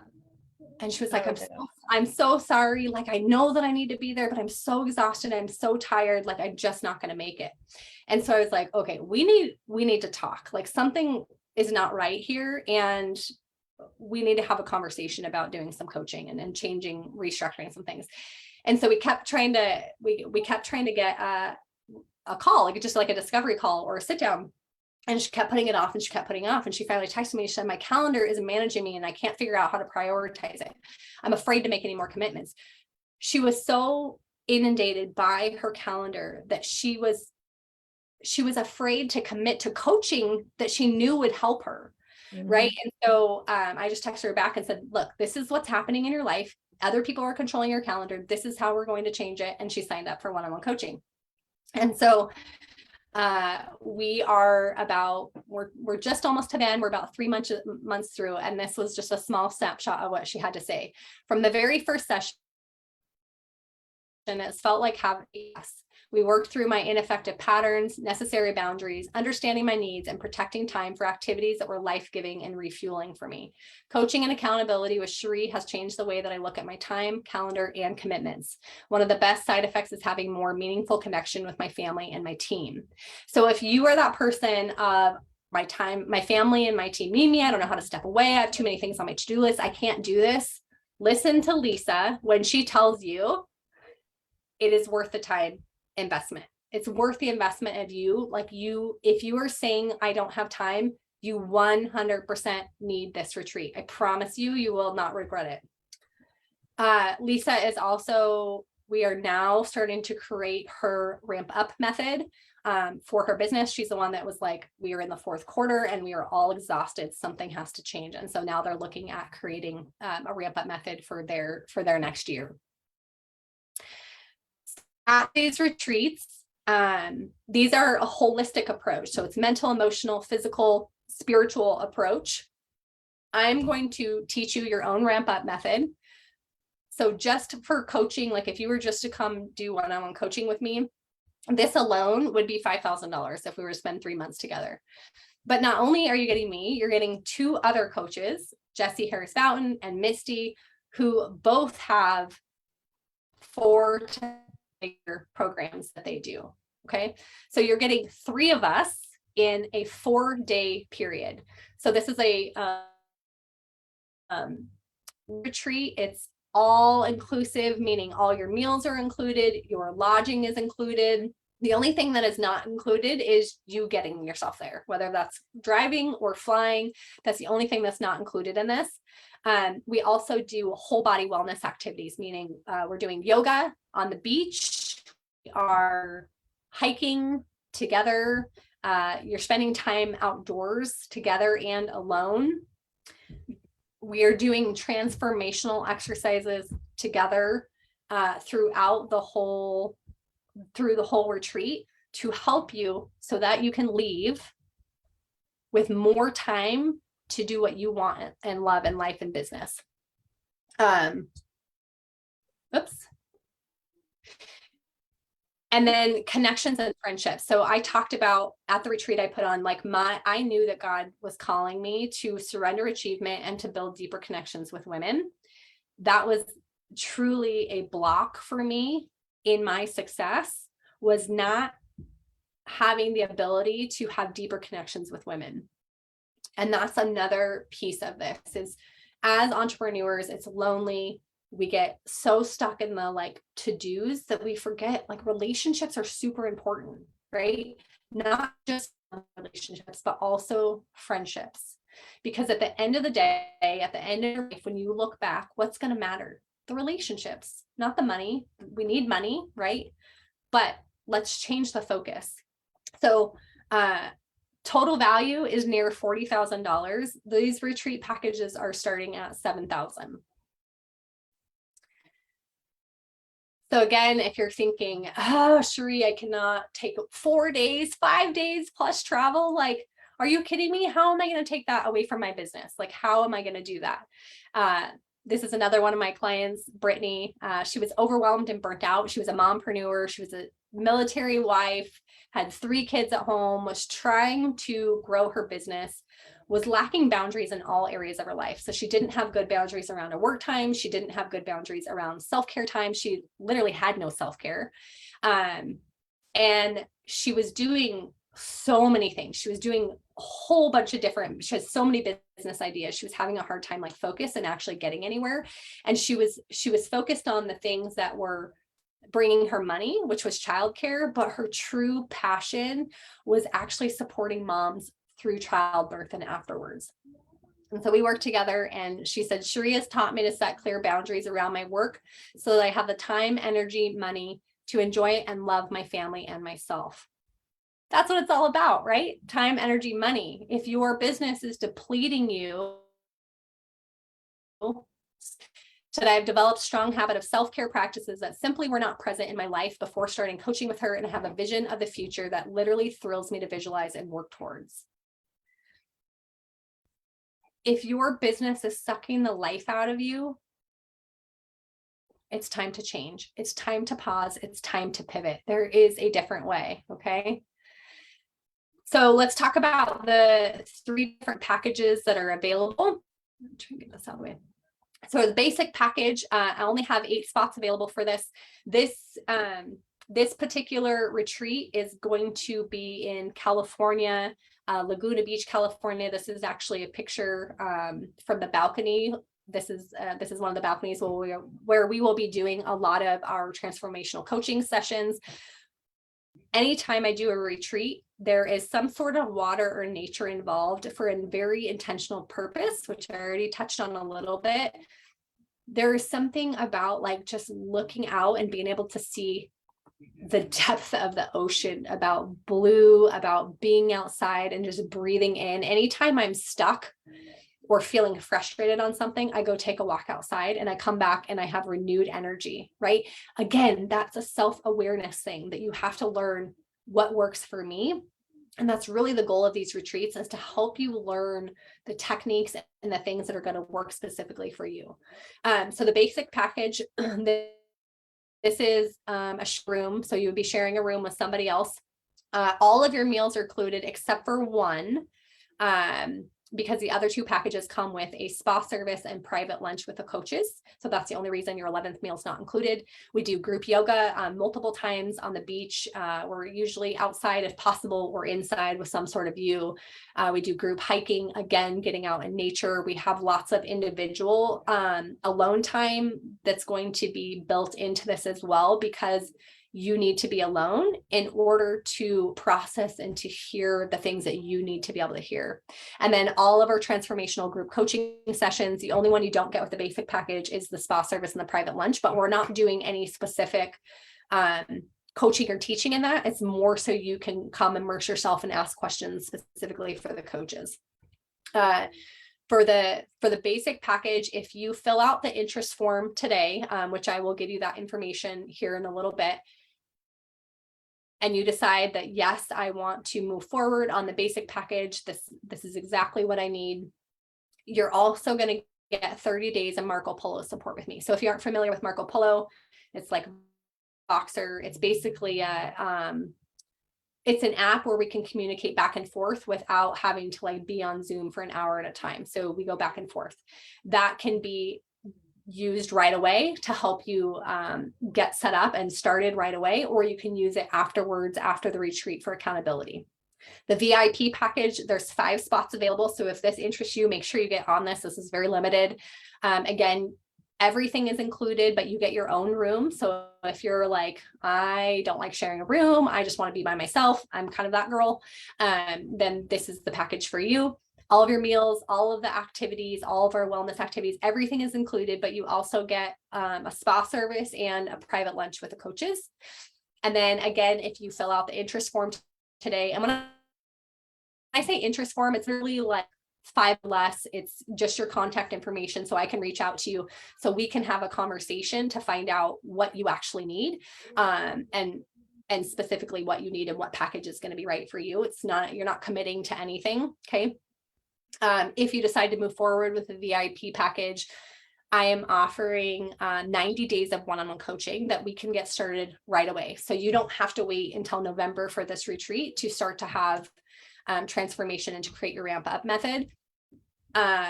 Is the retreat still going to, like, okay, Sheree, I have one-on-one coaching, why do I need the retreat? Yes, we can do so much in one-on-one coaching, but there is a transformation at retreats that you are not going to get just through one-on-one coaching with me. Will you have transformation? Absolutely. I have testimonial after testimonial clients that I've worked with, but there is something just magical and so special about the retreats and getting you out of your normal environment. That's the key. Okay. And building connections and relationships with other people, and getting the 2 other coaches, which are amazing themselves. And then the gold package, there's only 2 spots available for this. So you get everything included. You also get a branding photo session, and you get that includes 6 months of one-on-one coaching with me. And then the bonus offer, if you fill out the interest form today, you decide to move forward on that package, you get a bonus of another 6 months of one-on-one coaching with me. So this package is really for the person that's like, okay, yes, I understand that I'll get the ramp up method during the retreat, but I really need somebody to walk me through month by month, week by week, how to actually make this work and to keep me accountable and to help me figure it out over 12 months. And so those are all of the packages that are available. If this sparks your interest at all, and you're like, I just need to get away, I need some self-care, I need help from these coaches, right? I need to get in the mindset of my next level. This retreat is for you. We have designed specifically for female entrepreneurs.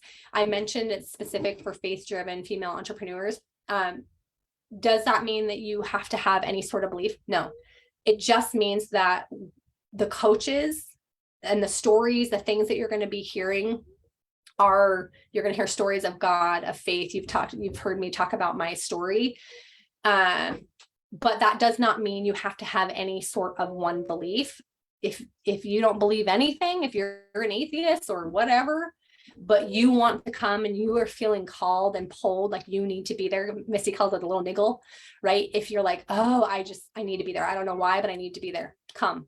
You will 100% be accepted. Okay. There's no, like, you have to believe a certain thing. Just know that we are going to have conversations about God, because every single one of us, every single one of our coaches and everybody that's been there has a story of how God has played into our life. Megan Huber mentioned this in her story as well, of she was stuck and she was like, I just had to pause and I didn't know what to do. And she kind of reconnected her relationship with God. So all of us have that story. We're not going to push you into anything, but just know that is the intention of this retreat. So again, Cherie, I know I need this. You're like Lisa, right? Like, I know I need this, but I don't know how. I don't know how I'm going to make this work, whether it's financially or whether it is time, right? If you're saying, I don't have the time, I don't have the money, like, you need to be here. I promise you, you need to be here. Okay. This is Lydia Vickery. She's an online business manager. Lydia had, her business was booming. She had just had a newborn. She had a toddler. Her marriage was, she was having a hard time doing all the things, right? Working from home with kids in tow. And so we did just a one-on-one VIP session together.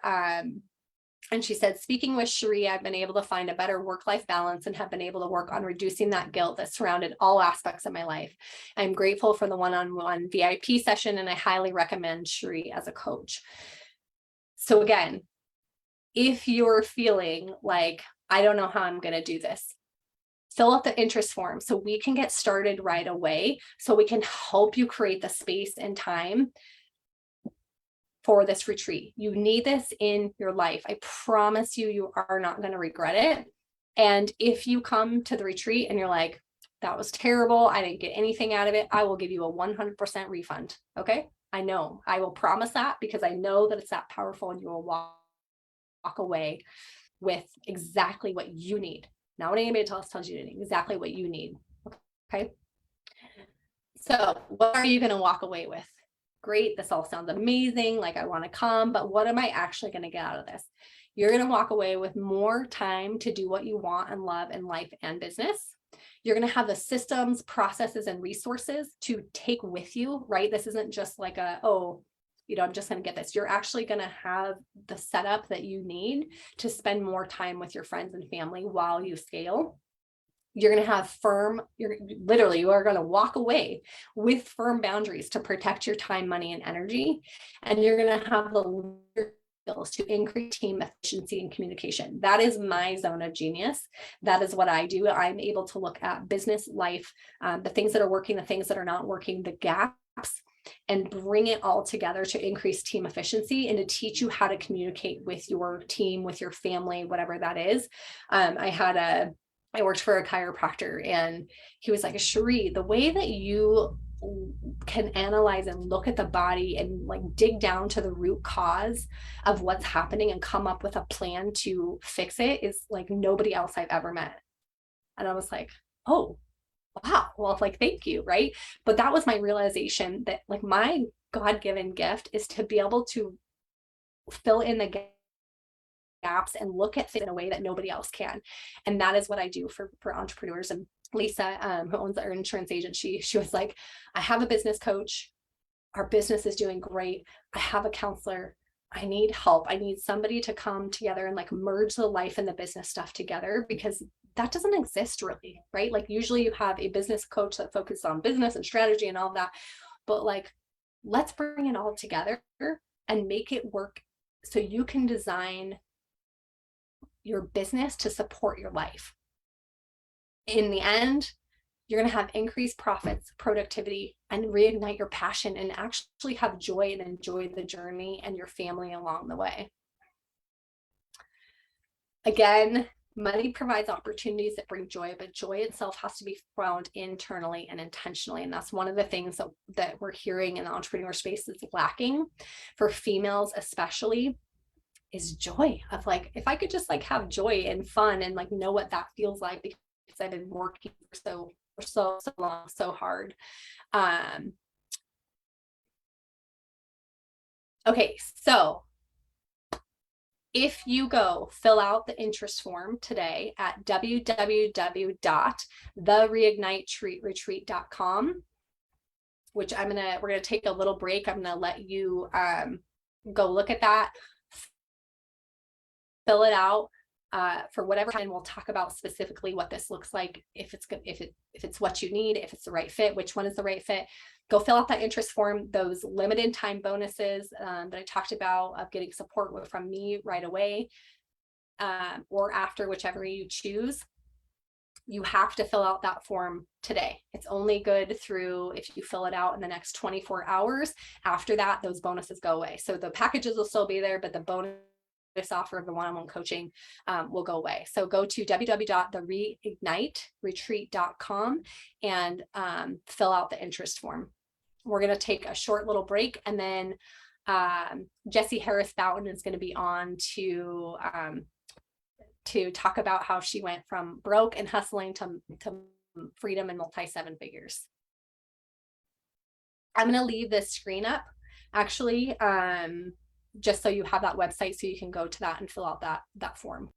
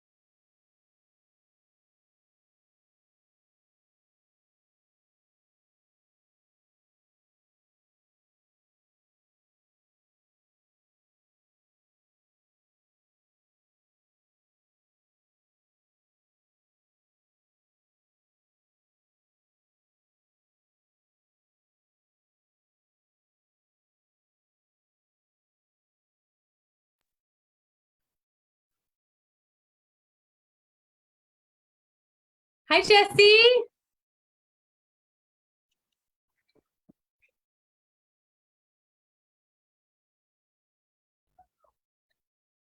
Is your audio off?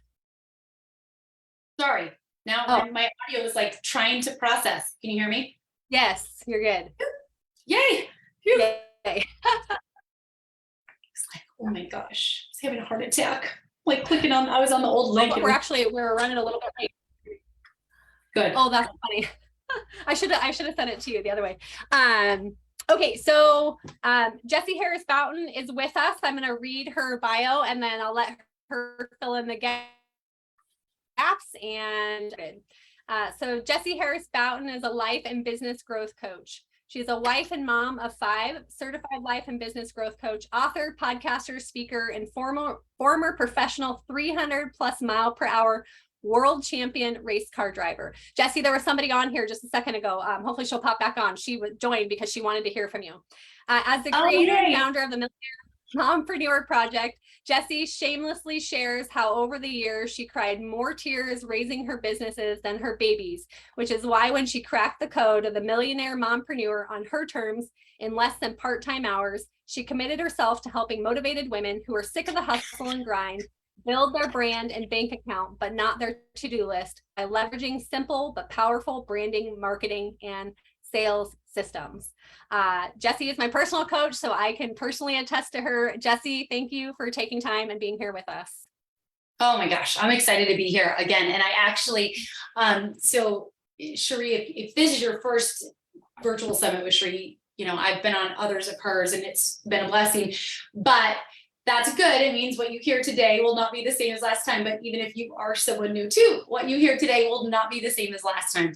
If you can't tell, I am a chatty Cathy, and I like to share things that have helped me grow my life and business more in tune with my dreams. And that's really what I'm so passionate about. So thanks for having me here, of course. And I'll just give you guys maybe a little bit more background into kind of how I have come to where I am to today. You know, this whole hustle to harmony theme is super close to me in my heart because I am someone who really did come from that crazy hustle and grind way of living. And the truth is I had a lot of success with hustling and grinding, but I was sacrificing myself. And in the time, really, what made me pay attention to it was I was sacrificing my kids. So when I really started to look at things differently in life and business was when I was 3 kids in.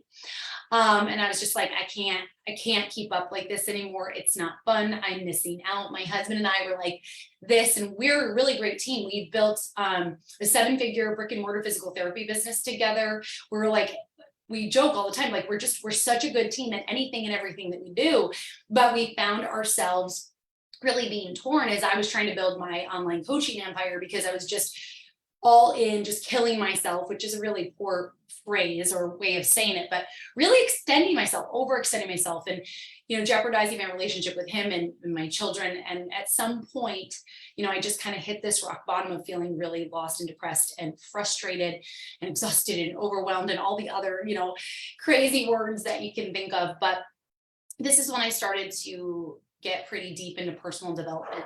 So I teach a lot of business growth strategy. Like Cherie said, I'm the creator and founder of the Millionaire Mompreneur Project, which is where I help coaches create $1 million business in 1 year in part-time hours with just one signature program. I'm really proud of that. But that being said is it only like the Millionaire Mompreneur Project came to be because I was crying on the kitchen floor one night, just so frustrated. And I was successful. I had clients. I was making money. But again, I was doing it in a way that didn't feel good. Guys, I've got 5 kids that are getting home from school right now with my husband and 2 dogs. So I guarantee you it's going to get loud in a few moments. Hopefully you don't mind. I'm the person who always tries to be as super real and authentic as possible. I am going to shut the door so that you don't have to hear them super loud. But hopefully you just roll with that.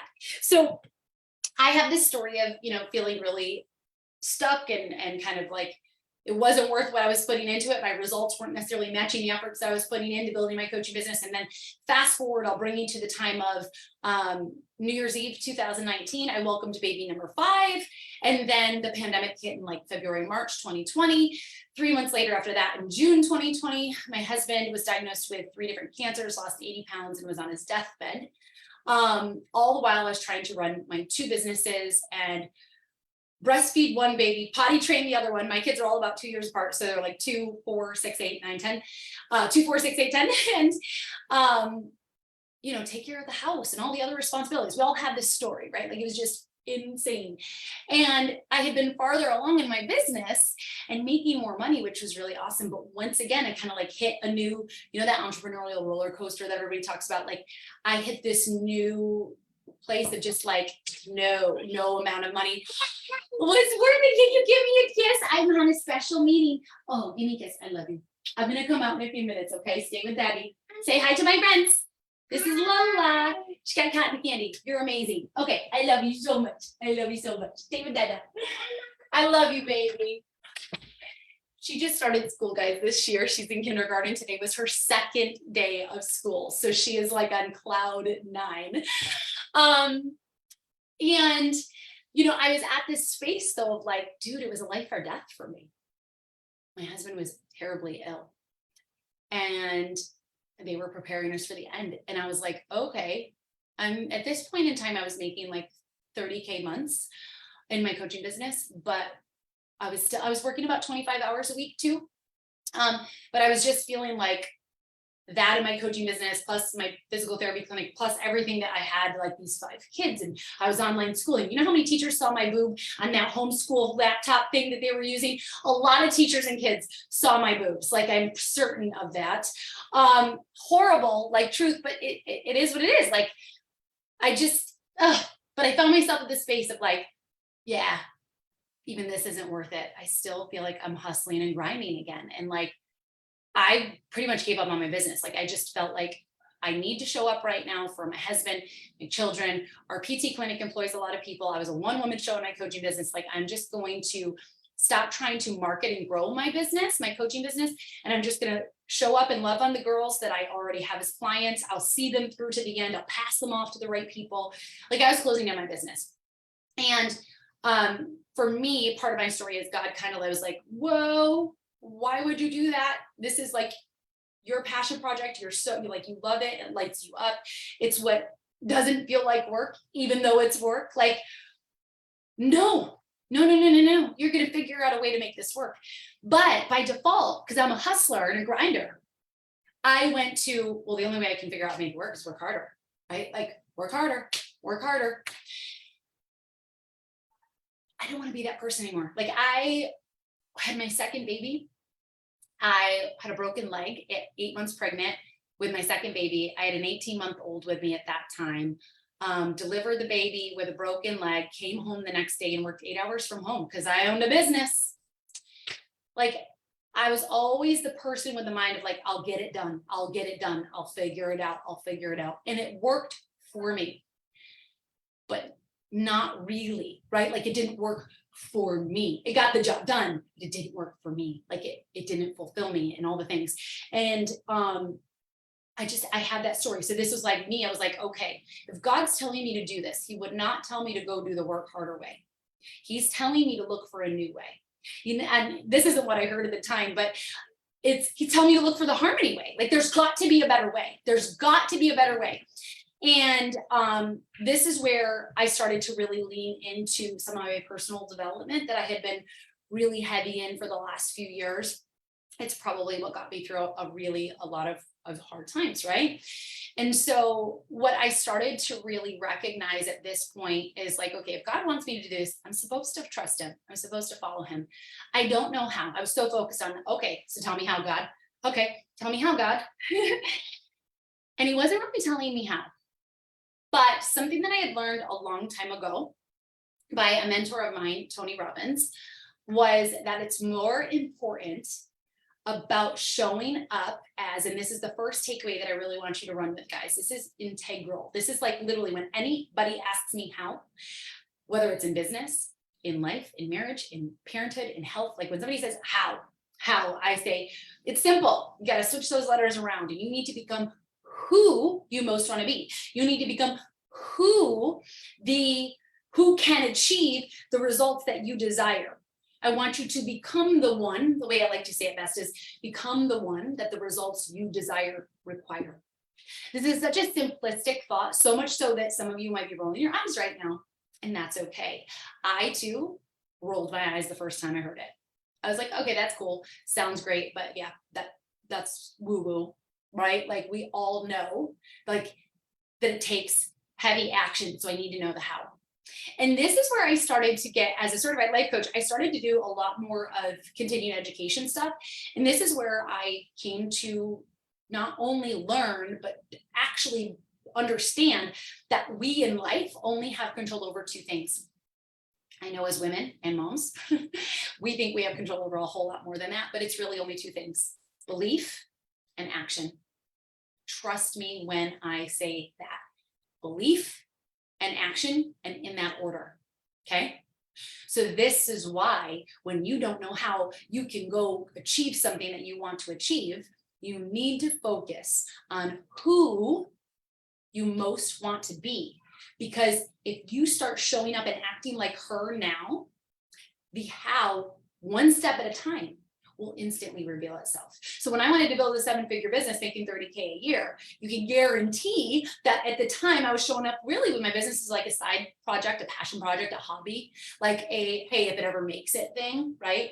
Wasn't treating it like a 7-figure business. And so I would love it, whether you're doing this live or watching the recording, I would love it if you would journal later tonight on who that is that you most want to be. What does she look like?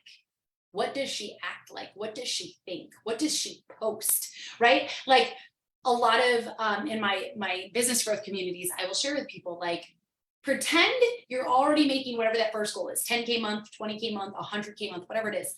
Pretend you're already there. What does that girl think? What does that girl do? What does that girl post? What does that girl pitch? What does that girl do?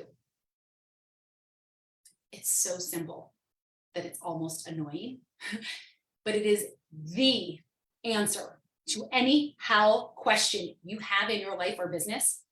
It's all about who you show up as. I'm like pausing for a moment because I really want you to like take that, digest it, receive it. Even if you think right now it's a little woo-woo, receive it. Be willing to just trust this, even for 3 days, 5 days. I guarantee you, if you show up as being the person that the results you desire require, which is not the same person you have been yesterday or today, okay? Plain and simple, because if it was, you'd already be there. And I know that some of you are going to say, I work my booty off. Like there is nobody that works harder than me. Trust me, I felt the same way. I was working hard.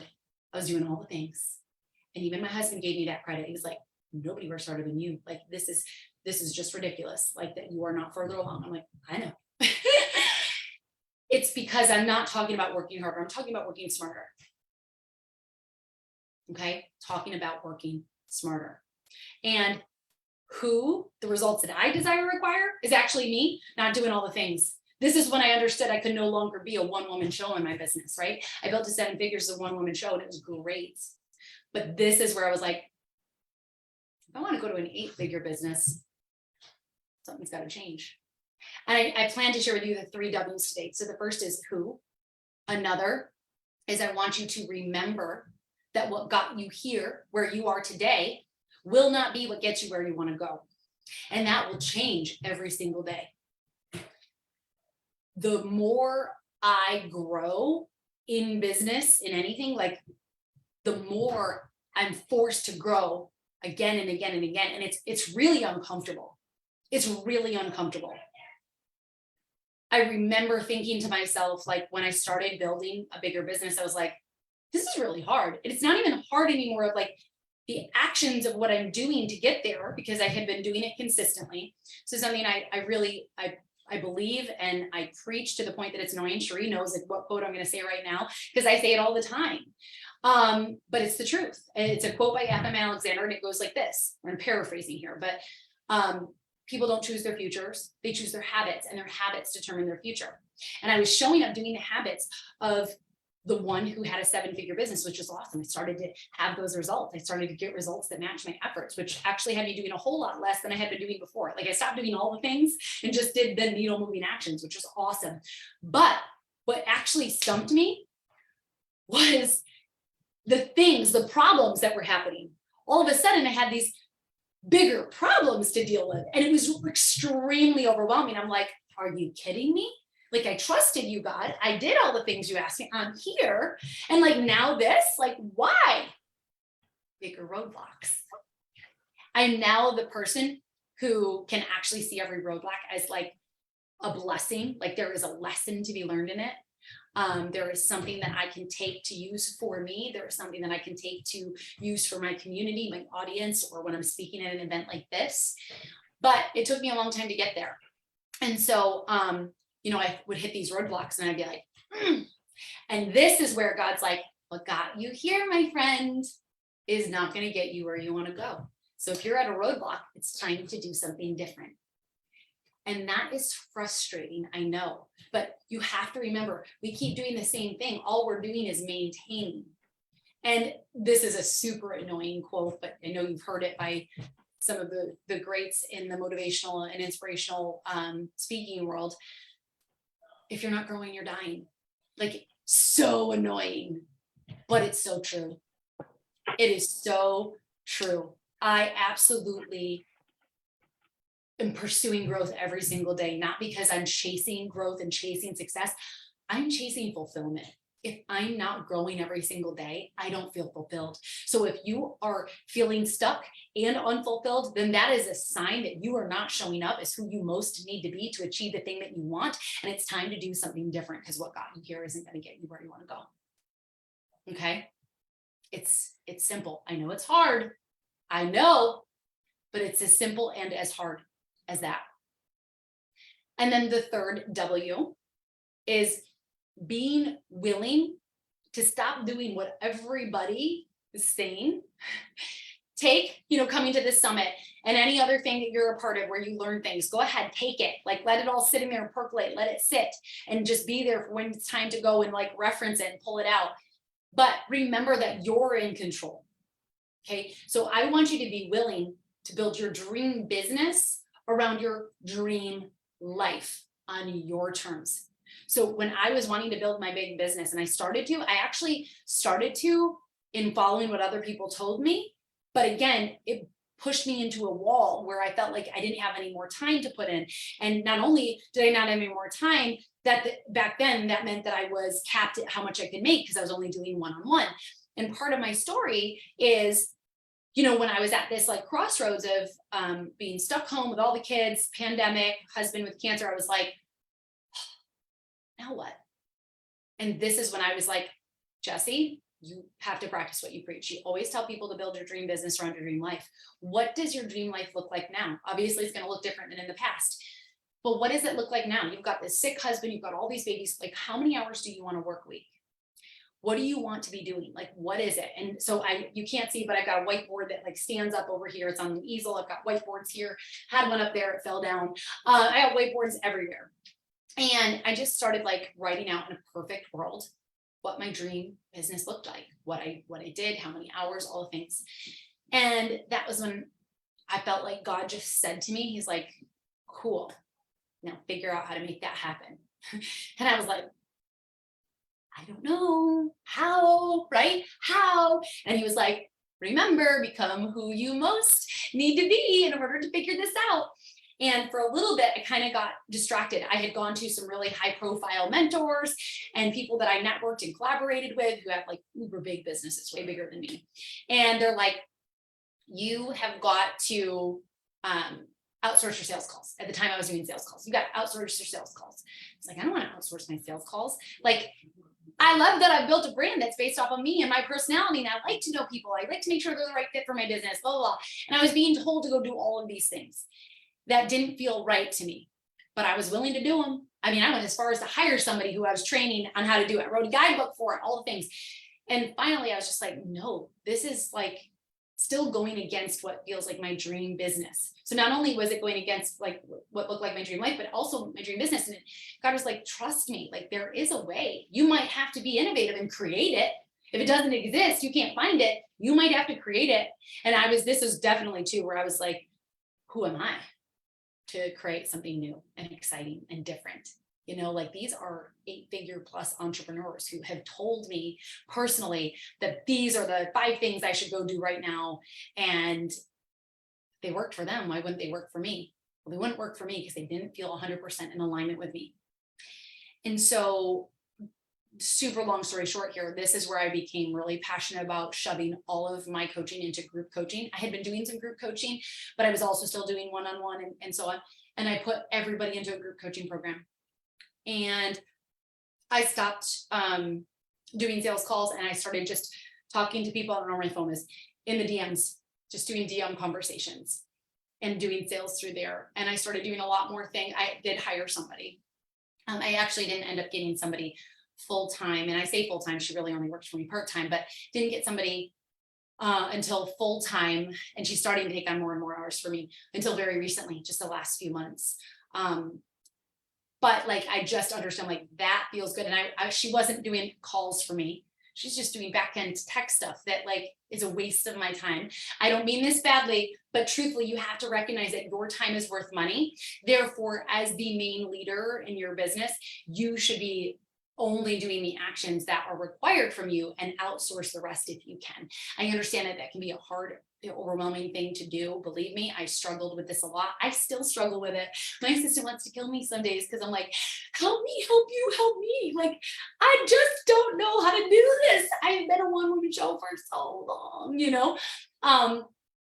And so this is kind of like where I was at that crossroads, and it was like, okay, so if I really got to lean all into this and build my dream business around dream life, then I'm going to figure out how to do something different than anybody else has. And I went from working like 25 hours a week down to like 5, and my income didn't dip. In fact, it went up because I put everybody into a group coaching program. I stopped training time for money with one-on-one.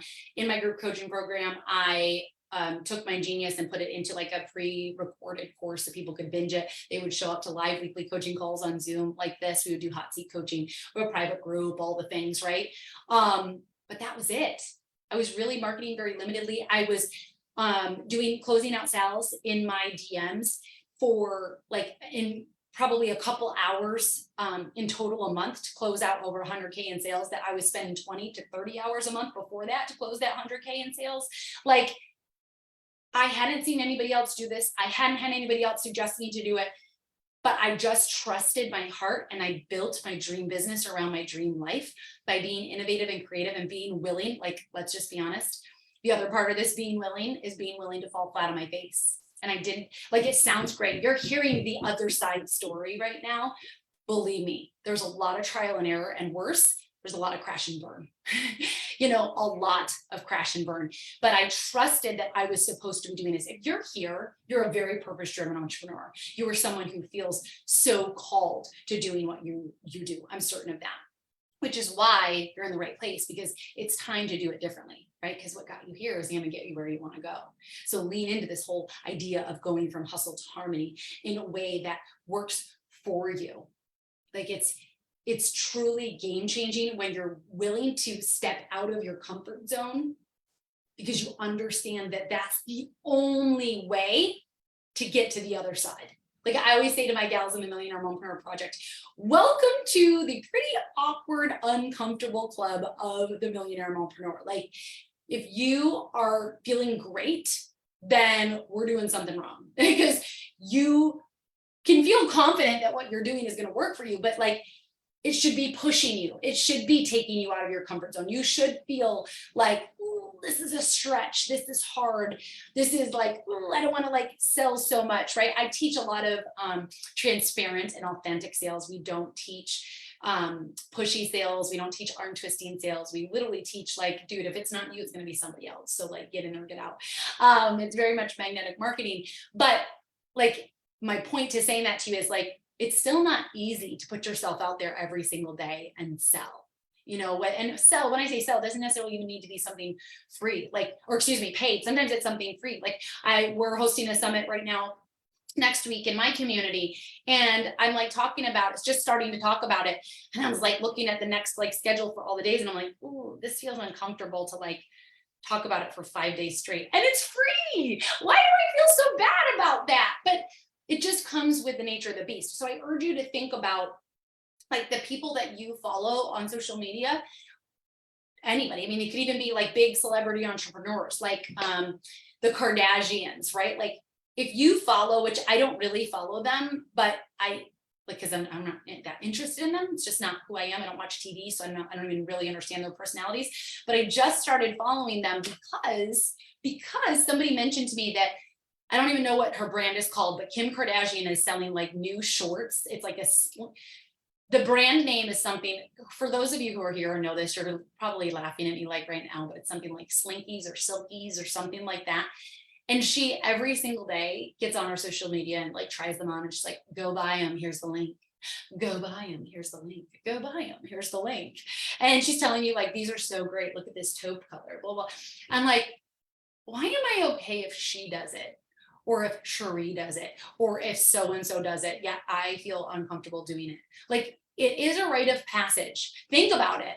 Who do you want to invest in? You only want to invest in someone who you feel like is out there, eat, sleeping, and breathing the thing that they want to help you with.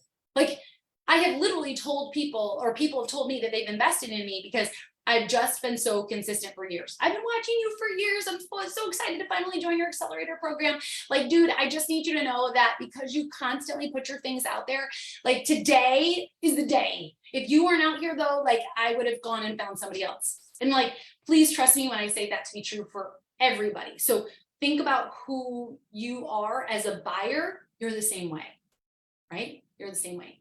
So I want you to just understand that that's kind of like a rite of passage, and you don't have to do it in a way that feels uncomfortable, right? So another thing for me, right, building my dream business, being willing to build my dream business around my dream life on my terms was I had been taught how to sell, how to convince people to join my program because they had an Amex card. I can see it now looking back, but at the time it was subconscious. I sold people into my programs. I didn't mean it. I didn't realize I was doing it, but I was taught how to overcome those objections. I was taught how to create that urgency that felt really icky and pushy and salesy.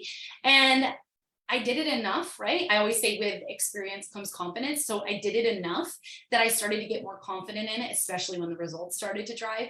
And I became really passionate over the years of like, no, I'm going to create a way that people can learn how to sell that doesn't have to feel like that, because that's not what's right to me. And again, I didn't see anybody talking about that. So I was like, ooh, this is good.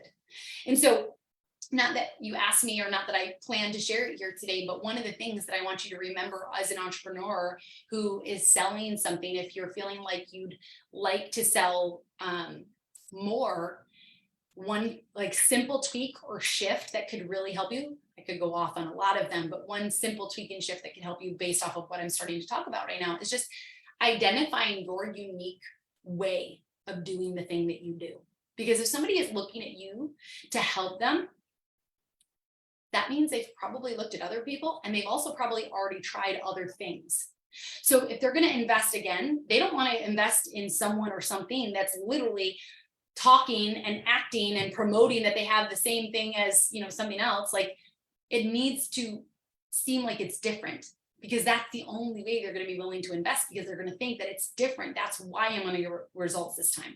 So like when I'm sharing my business and my unique framework, I'm like, listen, I'm going to teach you how to build your dream business around your dream life. I'm going to teach you how to be innovative. I'm going to teach you how to this, that, blah, blah. I'm going to teach you how to not sell on sales calls if you don't want to. I'm going to blah, blah, blah. Right? Like, that's my unique way. Because so many of these people never believe that you could sell 5-figure plus packages in the DMs. Like, tell me how. Sure, that's my jam, right? But I'm able to identify, like, we might take people to the same place as others out there, the same result and solution, but I'm going to help them get there differently. I've had a lot of people who've worked with me, who've come to me, worked with Tony Robbins before, worked with Amy Porterfield, worked with me with Marie Forleo before me. And I'm a huge fan of all three of these people.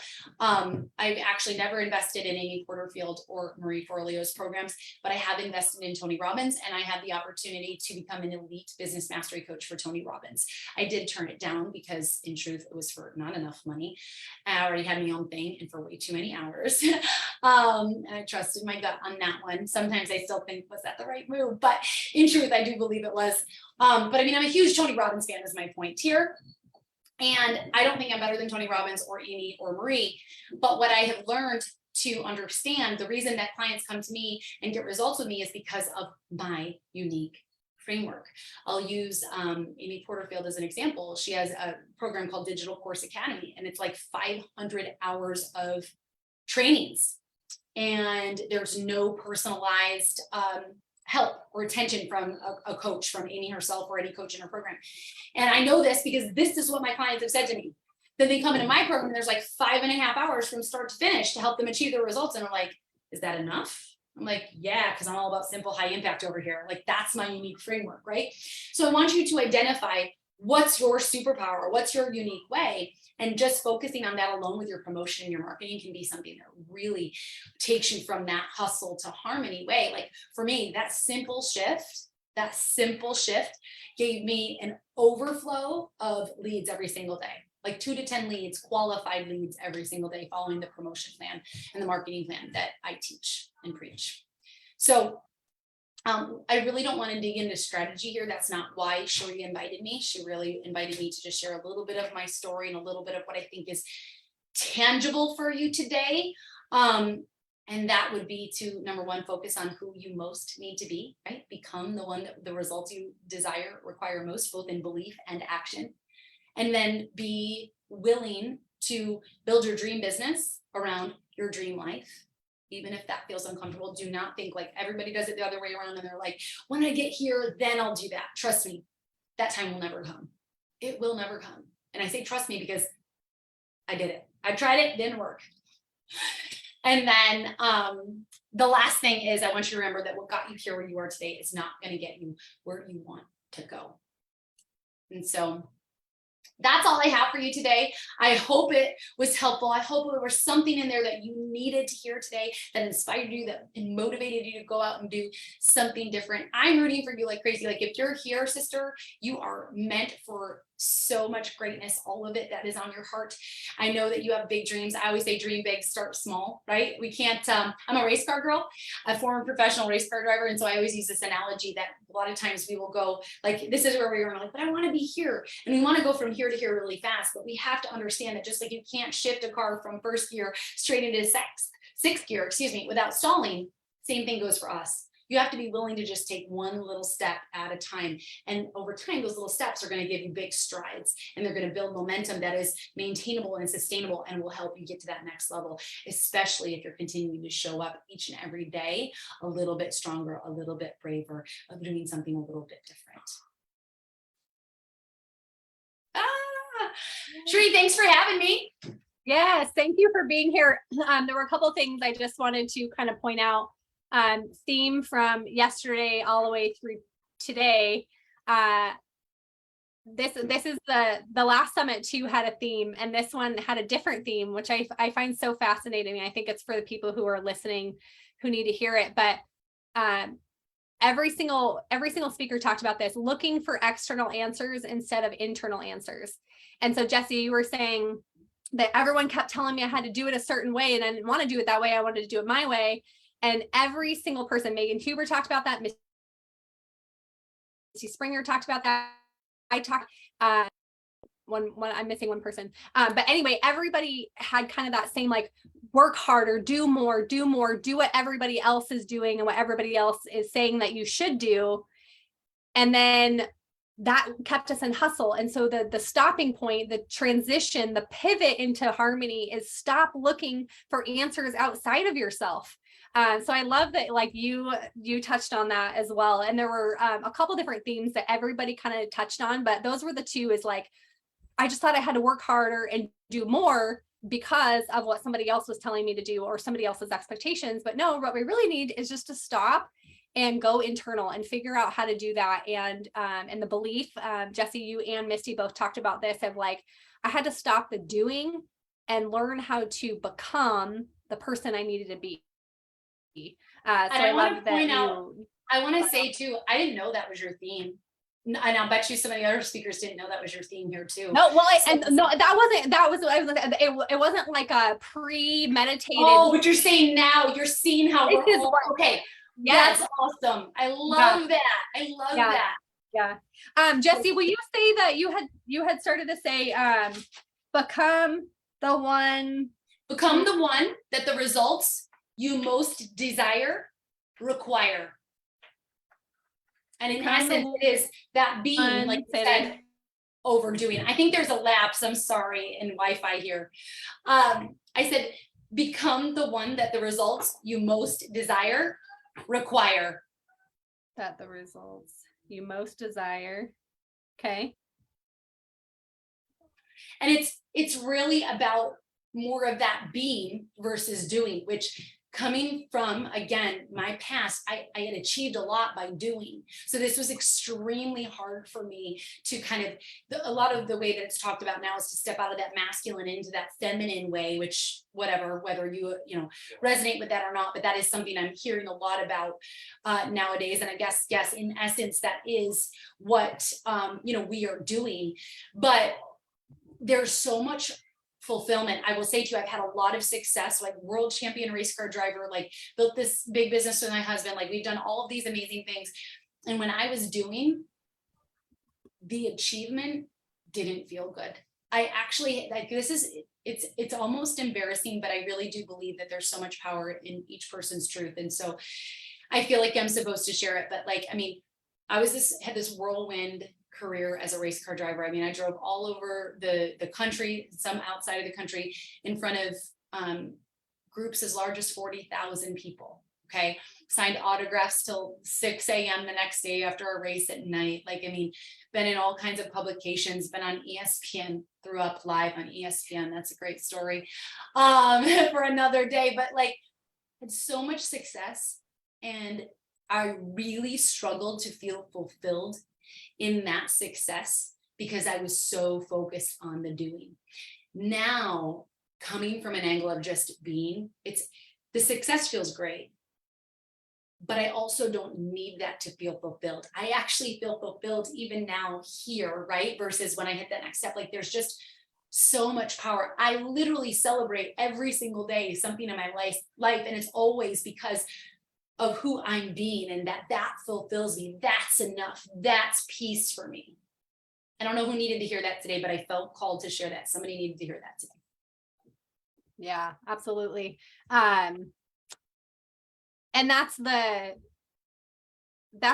I'm hearing. Megan Huber talked about this too, and a lot of the multi-7-figure business owners, especially females, who are wanting to burn their businesses down because they're stuck in the doing. Like they've achieved this amazing success, and you would think that, oh, they have it made, like they must have this great life and be fulfilled. But it's like success and money, again, does not equate to fulfillment.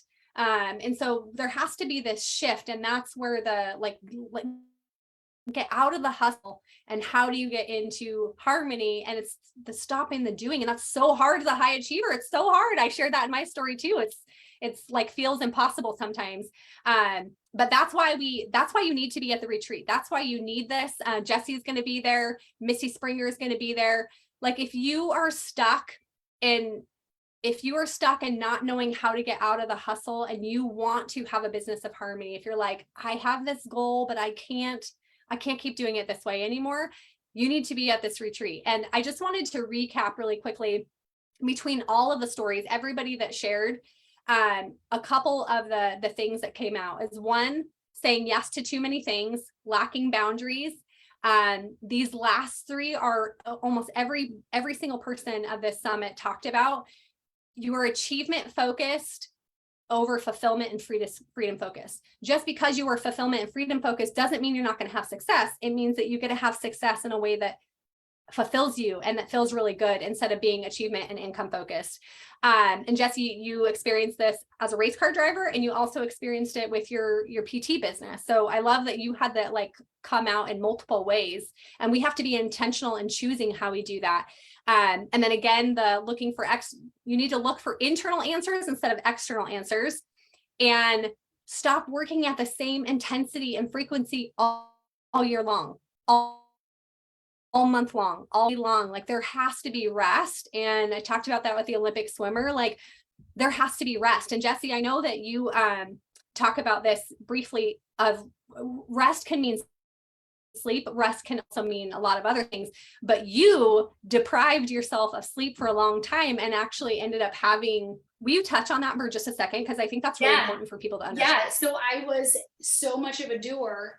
For 5 years, I really slept about 3 hours a night. Every few weeks, there would be like one night of the week that I wouldn't sleep at all. And that was because I was working a full-time job, going to college online full-time, racing full-time. And I would race on Wednesday nights, like in a local, like New Jersey, I live in New York, so it's like a 5-hour drive. So I would like work till 3, drive 5 hours, race all night, drive home, take a shower, and go back. I was the office manager of not my husband's clinic at the time. This was before he and I had met, and open up that facility, run it all day, and then go home and do my night classes. So like I have some weeks where I didn't sleep at all for nights, and I actually had brain damage from it. It's funny, I thought I had like early onset dementia, because there were some really important things in my life that I couldn't remember, both recently and like years back. And like my husband's like, you're freaking crazy. Like, how do you not remember that? I'm like, I have no clue what you're talking about. And it was like a source of contention for a little bit. And I was like, I'm telling you, there's something wrong with me. Like I would look at a picture and be like, I don't remember that at all. That's not normal for most people. You see a picture and it'll start to jog a memory. And so I went to the doctor and they're like, yeah, your brain cannot be deprived of sleep for that long, 5 years straight, sleeping about 3 hours. Maybe the occasional, I would get like a 5-hour, 6-hour jag every so often.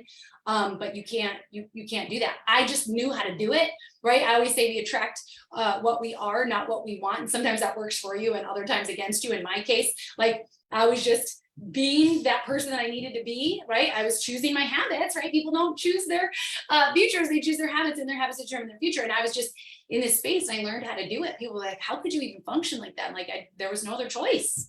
I just did. But I have permanent, irreversible brain damage from it.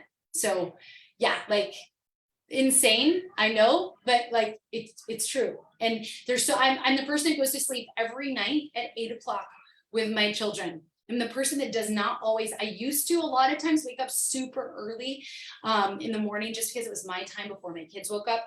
But actually the last year or two since my husband got sick, I've been more focused on just sleeping in a little bit, giving myself that rest, and just leaning even further into my build that dream business around my dream life, story. And that will continue to change and evolve for me. And right now I'm in that space of like, I sleep 8 to 6 pretty much every day, like that's a lot of hours of sleep. And it's funny, I always joke I'm making up for it from all those years ago, but it's so important to choose the things like you're talking about rest that feel restful to you too. Like I'm not a self-care girl. People talk about self-care as in like, go take that bath and go get your manicure or whatever.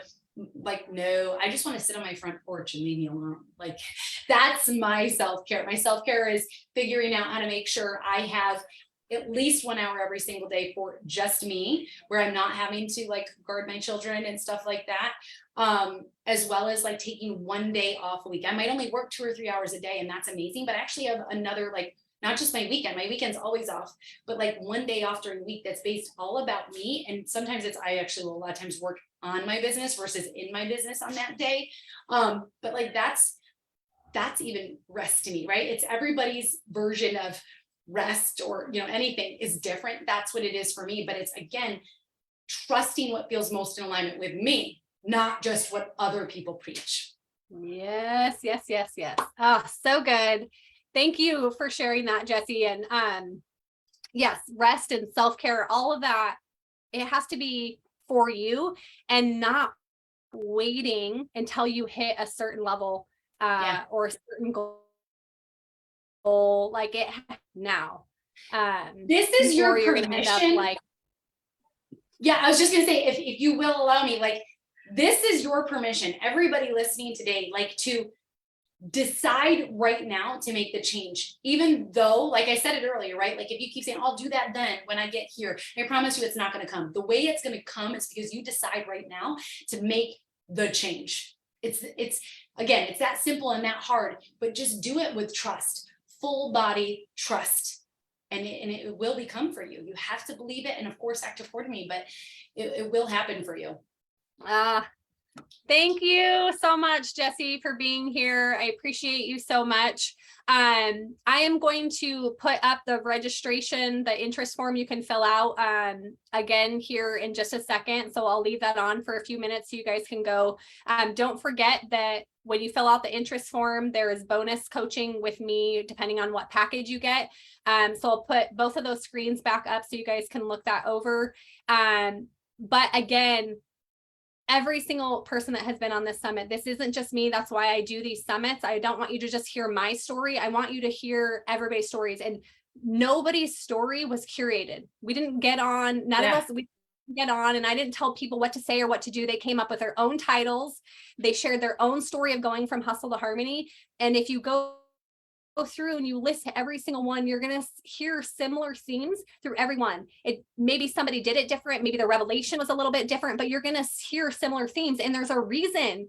And it's because there's a certain hustle mentality and a way of doing things, and there's a harmony mentality and way of doing things. And if you are in that place where you are ready to shift, and you are like, I can't do this anymore, like Jesse, like I can't do this anymore, I can't do it this way, it's time for a different way. And that is where the retreat is going to come in.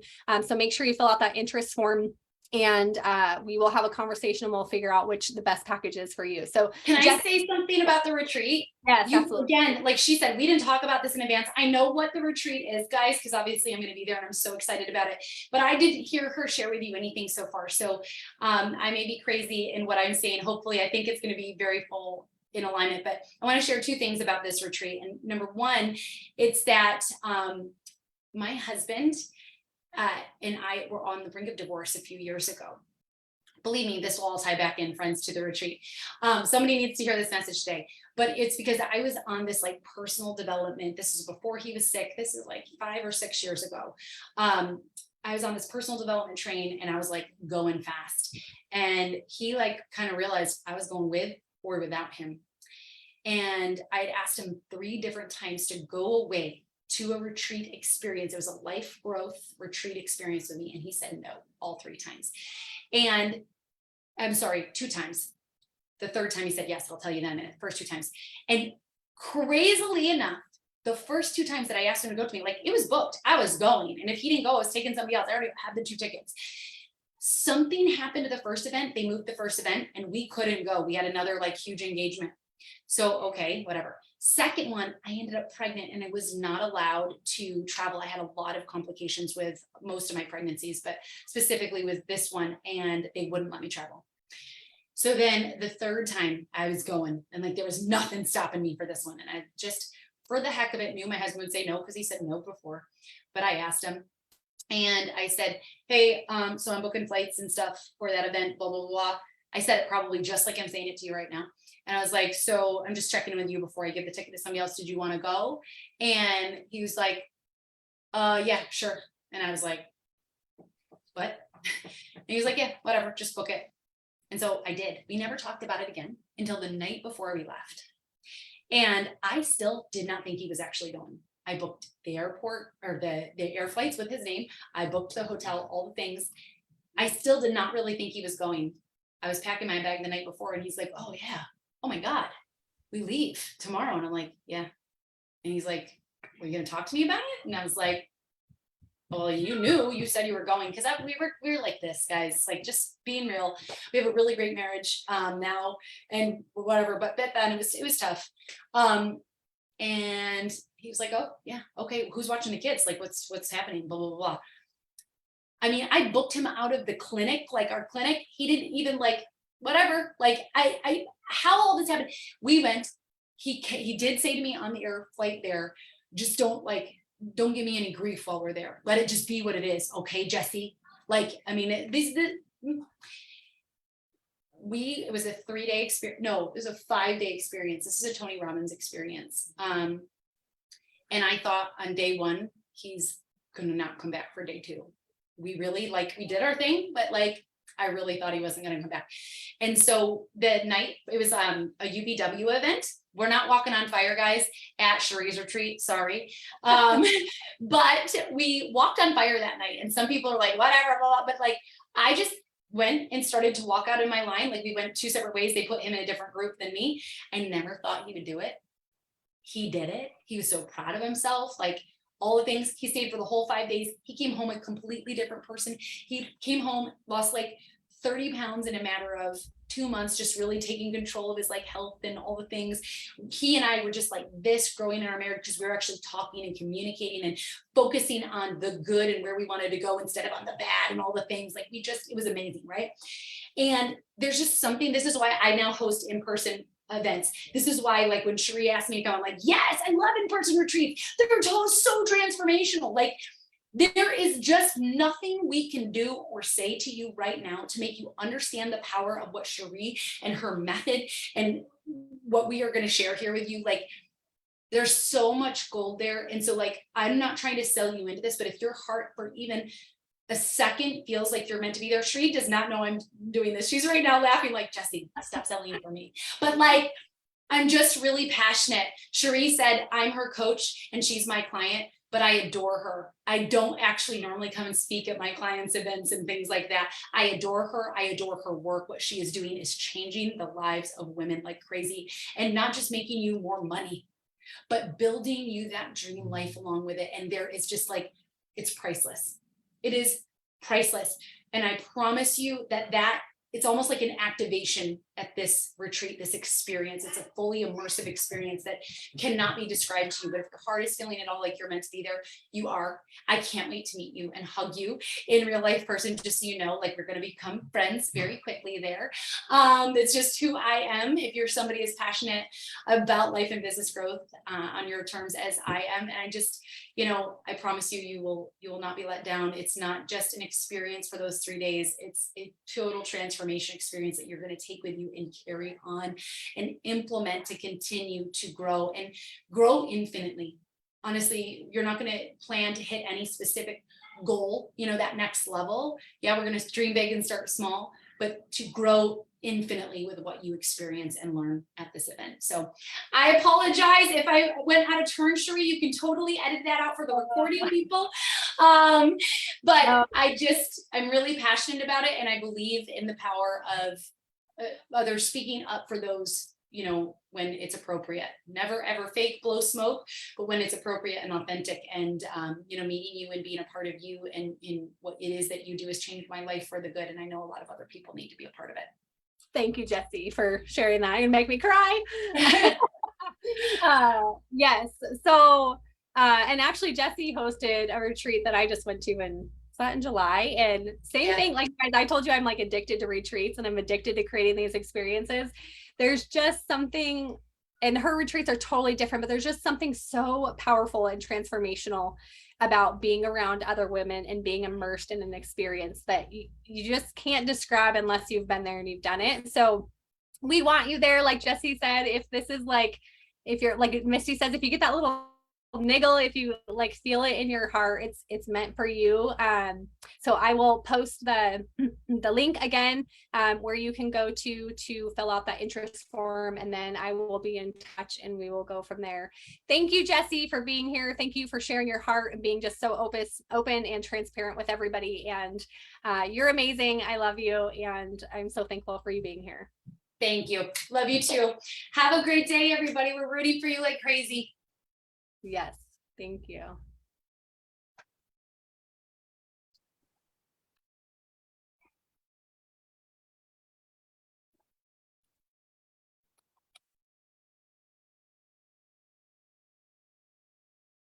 Okay, I'm just gonna get this pulled up for you guys, so you can see the link again. So to register, I'll just go through a little recap. So a couple different packages available. These are limited spots that are available. We are going to be in California. We're looking at Laguna Beach, California. It's coming up in the second week of November. These bonus offers are only available through the next 24 hours. So you need to fill out the interest form in order to get in on these bonuses. To fill out that interest form, you're just going to go to www.thereigniteretreat.com. Sorry, I was trying to get this up so you could see just this. There we go. So this is the registration form. I'm going to leave this up for just a few minutes. I'm going to turn my video and mute off. I just want to say thank you to all of you for showing up, for taking the time to invest in yourself, whether you were live with us or you're watching the recording, for taking the time and investing in yourself. And if the hustle to harmony spoke to you, if you registered for this event, I just want you to know you were meant to be here. You were intended to be here for whether that's to join us at the retreat, whether it was just for a couple nuggets from the speakers that you heard, whatever it was, you were meant to be here. And I'm proud of you for taking the time to invest in yourself. I know that it's not easy with everything on your to-do list. Again, if you were telling yourself, like, you feel your heart pulling you to this retreat, but you're saying, I don't have time, I don't know how I'm going to make it work, I don't know. Trust me, fill out the interest form. I am going to help you get out of that mindset. I'm going to help you understand why this is going to be so transformational for you. Okay. So if you're the person that's saying, I don't have time, Sheree, I have too much on my to-do list, I can't make it work, you need this. I promise you need this. Okay. So I'm going to leave this up for just a minute.